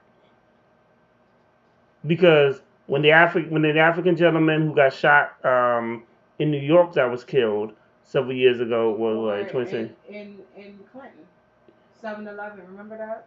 And then they want the black community. However, if you're gonna be black, you're gonna be black all the time. Well, here's the thing: the rest of the world outside of America, they know they're black. Yeah. We are considered African American. Okay, so they know they're black. It's just a difference between the two cultures. Yeah. African American and an African. They have two different cultures. We do. We're different, but we have a lot of similarities. And I will give all props to different countries in Africa that have actually had campaigns to have African Americans come over. And here's the thing with black people. The African Americans we encounter here aren't the same. If we took a trip to Africa, it'd be totally different. And it'd be a lot more love. From black people who I've known who have gone over there, they've been shown a different point. Yeah. And honestly, most of the time when you go places, the black people that you encounter, it is different. It is. It's different than what you experience here. Yes. I will say, depending on where you go, they may look at you as a source of money. Yes. I'm broke.com. Right. Like, I mean, it's real. But because we're looked at as having a lot more Spoiled. privilege. Yes. We're spoiled. We have more The funny thing is, I once had a dude that was working for me, and he had to be told by somebody by another person that worked for me. He was like, "Well, in my country, I wouldn't be doing the trash. I wouldn't be doing this. I wouldn't be doing that." And my man had to tell him, like, "Yo, dog, you need to go back to your country." You know which country is it? Ghana. Ghana or Guyana? Because Guyana, I know some people from there that are like that. No, I think it was Ghana. Okay.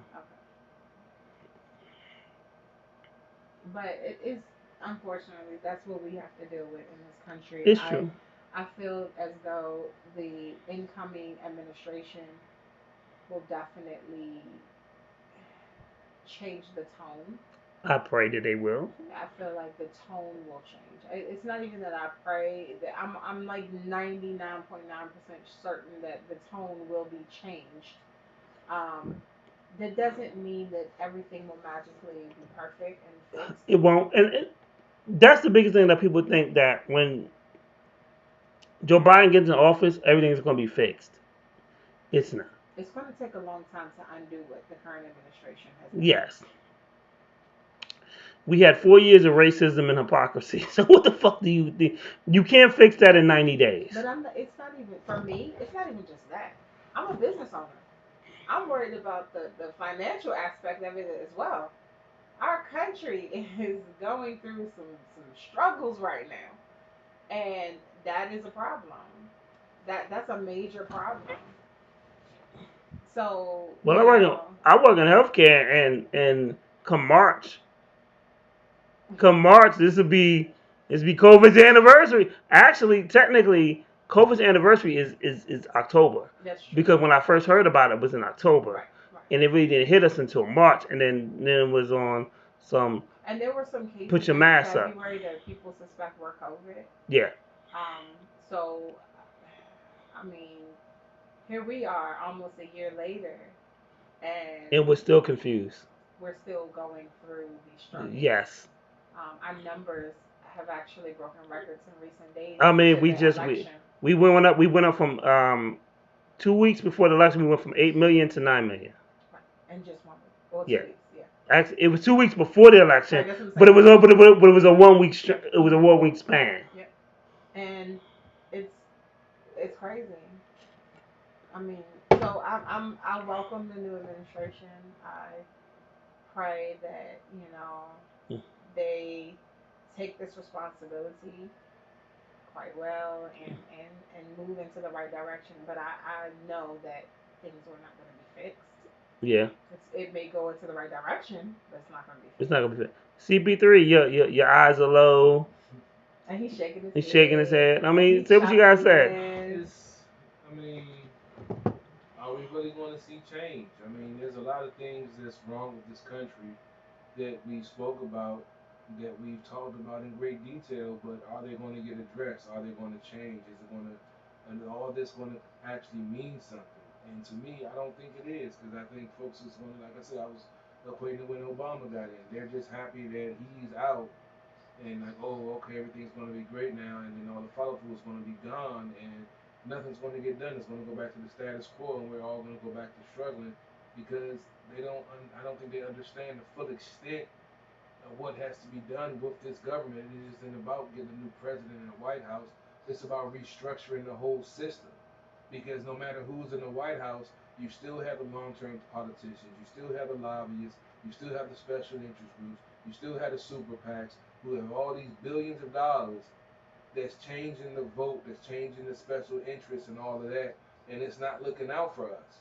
So, in a person in the White House, yeah, he can have the right game plan, but when you have these lobbyists and special interest groups and all this money that's getting thrown around on the back alleys that we need to get rid of, because we saw Mitch McConnell and Pelosi get back reelected, we know they both need to be gone. I don't give a damn about what party they're with. They're all corrupt. If you've been in the government longer than 8 years, most likely you're already corrupt.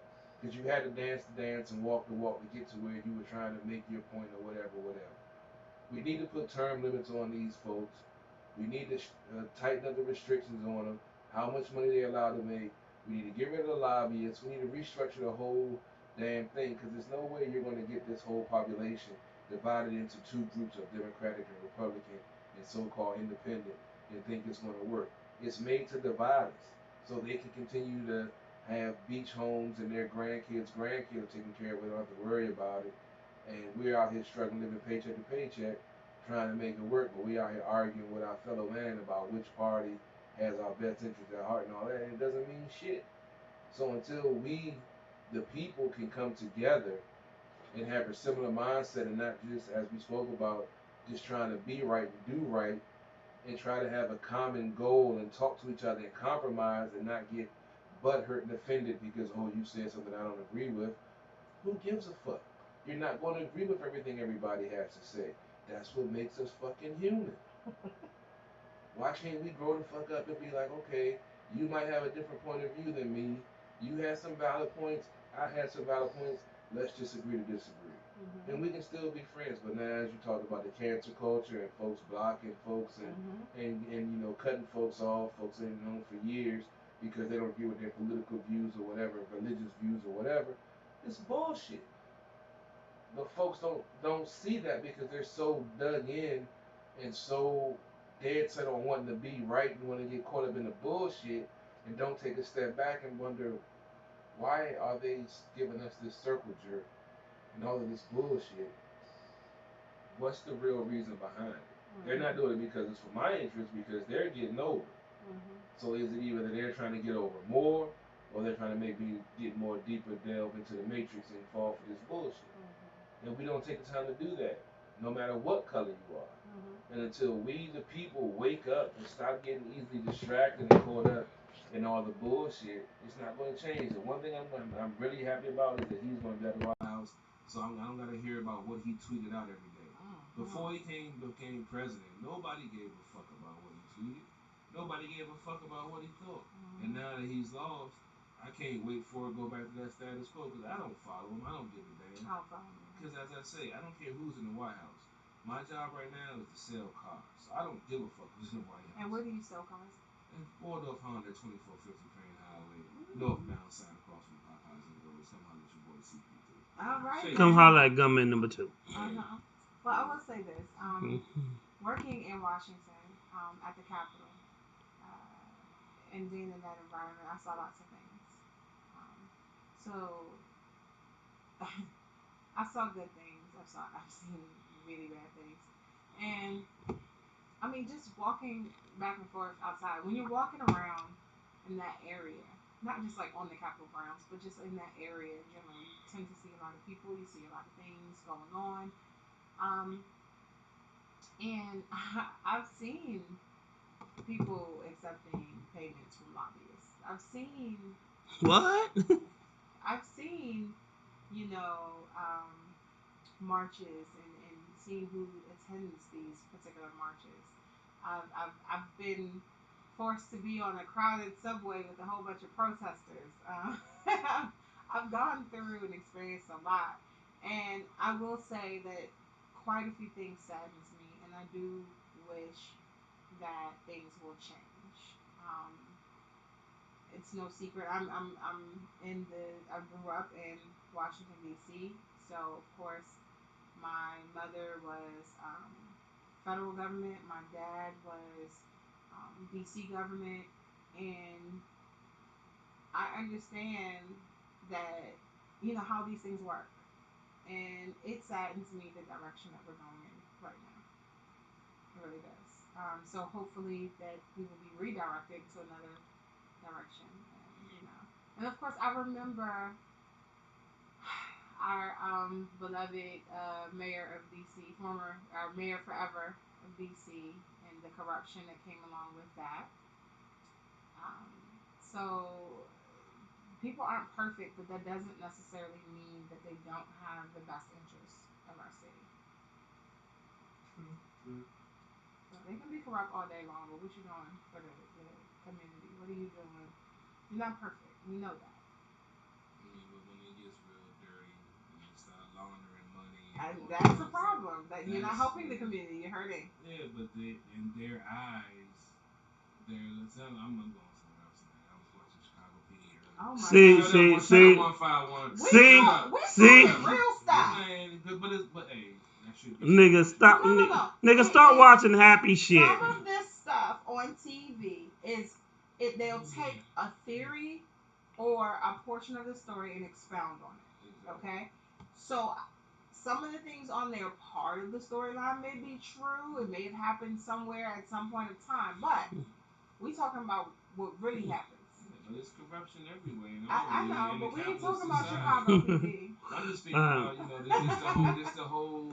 There's corruption in your local PTA. What do you mean? That's what I'm saying. We know that. So we have to change things from within and change the way things are done. If not, it's going to shout out to the PTAs of the nation. First of all, you're part of the Boy Scouts, nigga, the most corrupt organization on the face of the earth. They are under attack right now. I was a Girl Scout, but I was mad. But they're not under attack. The Boy Scouts are. But I was mad, but I told y'all it's no secret. I was a tomboy, and I was mad I couldn't be part of the Boy Scouts. They looked like they were having more fun. You should be lucky. You didn't want to go camping in the wintertime. We went camping in December. Yeah. For a whole week. So I can't remember how long it was, but that was the only time I enjoyed it. I hated being a Girl Scout. Did you pitch your tits and Yes. So CP3, that shit was cold. let's get ready to end the show because I gotta work at 4 o'clock in the morning. Well, I gotta get up at 4 o'clock. Tell people where they can find you. Somebody need to go to bed or something. Still got some drinks over Oh shit! He gonna be. I'm dropping him off at the house. I cannot speak for anything he do after I drop him off. You don't want to take him to Capitol Heights first? I'm not dropping him off anywhere but his house. Like after I pull off, I'm not responsible. No drunk Texas. Time we get something to eat before that, though. Okay, CP3, what's good? You can follow me on social media, Carol Porter III with 3 eyes on Facebook, Twitter, Instagram, SportsOTHP, SportsOTHP.com, SportsOTHP Apparel. Just hashtags. You sound twisted. I am, but it's been a good show. I'm feeling kind of nice, so just check me out. You can come holler at me for a new user pre-owned certified vehicle down at Waldorf Honda 2450 Crane Highway, northbound side across from the Popeyes and the Lowe's. Come holler at your boy. Check us out tomorrow night. Sports OTHP will be breaking down the Washington football team and the Giants game in more detail. I'm not sure if I'm gonna have Dujane, Paul the boxing guy, or who else, but we'll have somebody on there breaking down with me. So just to let y'all know, every time CP3 sells a car, he's taking a shot. And I don't know what it's gonna be. It could be white liquor, it could be dark liquor, it could just be liquor. I think that we should just focus on the white liquor right now.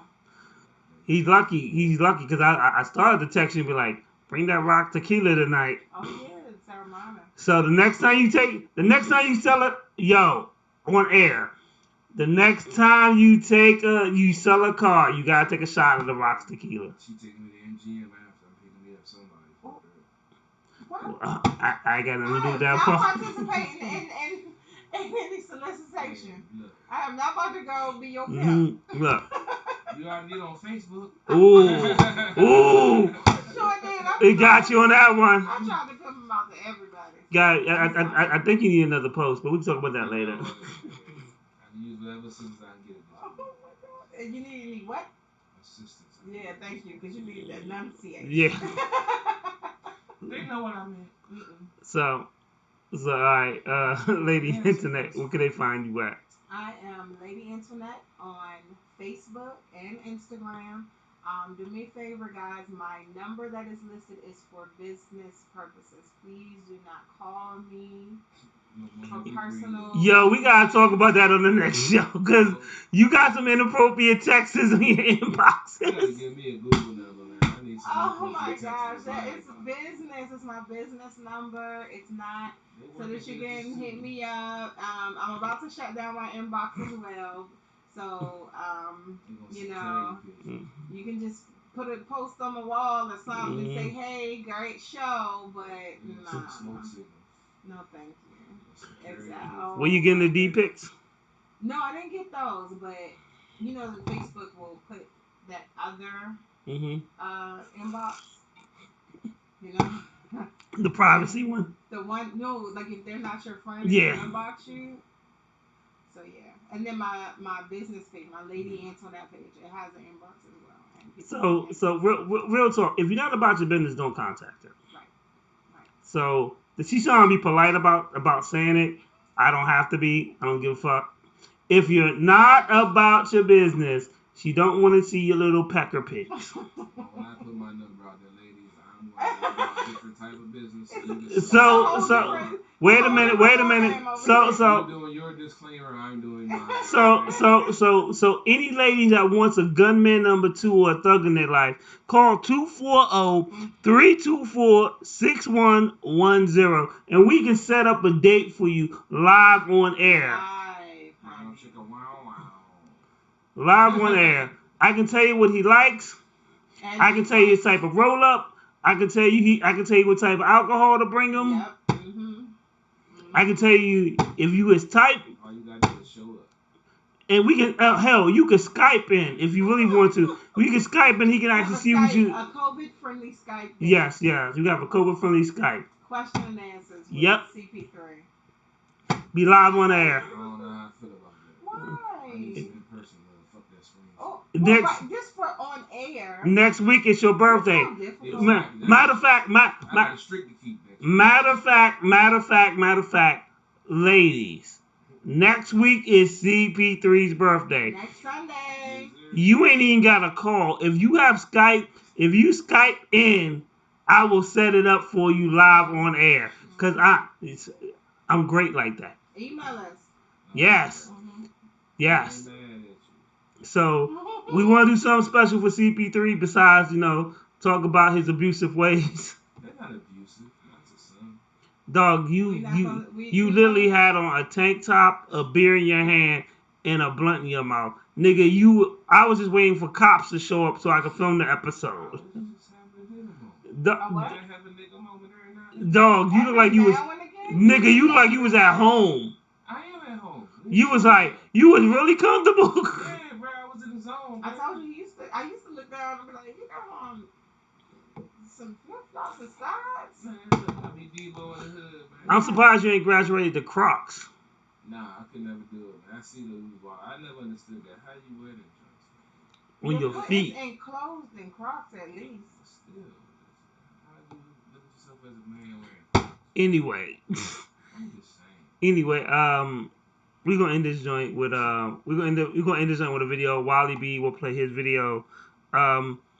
It is Rakim 151. You can catch me on Facebook. You can catch 151 on my other Facebook. I probably won't add you. You catch me Rakim 151 on IG. I'll definitely add you. You catch me 151. You can catch me at the Bar Radio on IG as well. I'll definitely add you because that's the radio page and the name of the show. Damn it. Also, if you like, I've been doing a couple pictures. Shout out to Eric Kuza. Shout out to a couple of models who I took their pictures. We just growing and building. That's it.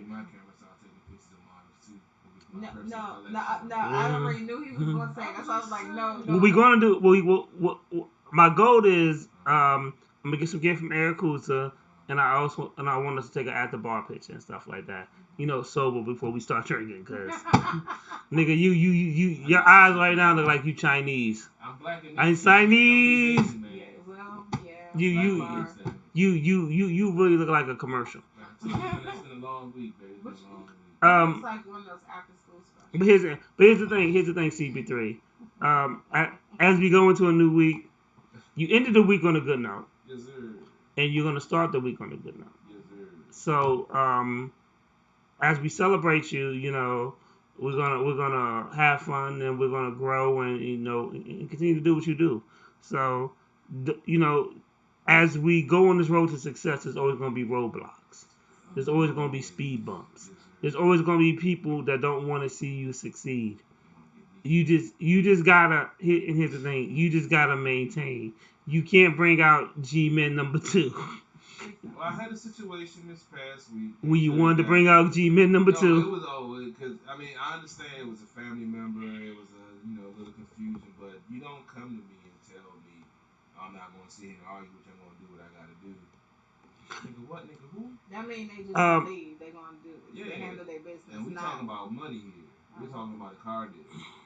So we talked it out. We cool though. He was a stranger. We've been in the car game for a while, and he gave me some pointers. So I maintained. So you ain't kill him? Yeah, I maintained. I need you took the high to relax. Yeah, I did. I went to the general manager, talked to him, and come to So not to cut you off. I'm sorry, but Veronica Gonzalez said thank you. Okay. No problem, Miss Gonzalez.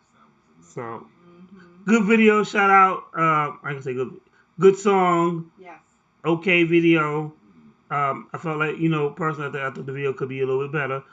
Or outside of that, I thought that the song was great, and I'm definitely going to keep it in rotation at the Bar Radio. And honestly, Veronica, keep us posted on you and the moves that you make. And hit us up. We can actually set up an interview. You can either call in or do Skype. So we actually see you and stuff like that. Nigga, if you do one more fucking Ice Cube reference tonight. We be clubbing? Alright, this show's over. Yeah, nothing else. I'm with him. You'll never drink Stoli's Elite again. This is not for you. It's not for you. You don't introduce this shit, nigga. It ain't my fault. Oh, it's not your fault You now. are on punishment. Hey, man, y'all. You are really on punishment tonight. Got me drinking. It's at the bar, like I said, it's at the bar radio. That's what we do. That's what we doing tonight, baby. That's what we do. All right. So we out. Any last CP3 gems that we can? Don't walk down dark alleys at night. That's just my tip. Thank you so much. We really Lady Antoinette, can you save us, please? That shit. I don't know what the fuck to say after that. Be well, keep striving for excellence, and tune in January 20th, 2021 for the inauguration of our 46th president. Something like that, man. Definitely. We out.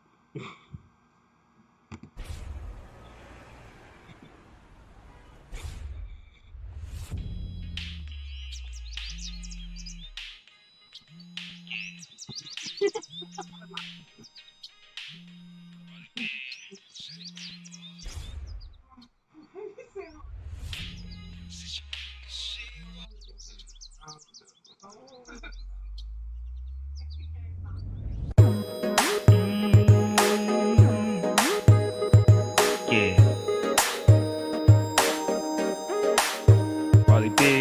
Shawty want more. Said she want more. She wants more. Yeah. More. She want it, baby. Shawty want more. Said she want more. Say you want more. Yeah. More. Just love it, baby. Shawty want more. Said she want more. She wants more. More. Yeah.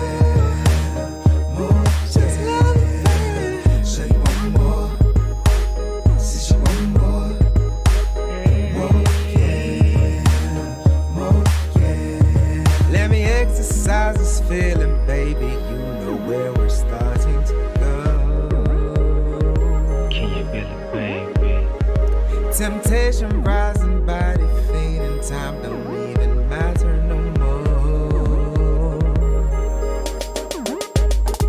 Let me cuff your body, then blindfold you so you cannot see me no more. Let senses take over as I breathe from your body real slow. Don't be scared, baby. Shawty want more. Said she want more. She wants more. More, yeah. More, yeah. Love it, baby. Shawty want more. Said she want more. I know you want more. More, yeah. More, yeah. Shawty want more. Said she want more. She wants more. More, yeah. More, yeah. Shawty want more. Said she want more. I know you want more. More, yeah. I ain't lying when I tell you that I need you here right by my side. Girl, your body got me feeling, and I think I'm about to lose my mind. Oh, yeah. So baby, show me how you love me. For the pleasure of this loving, we can act profanity.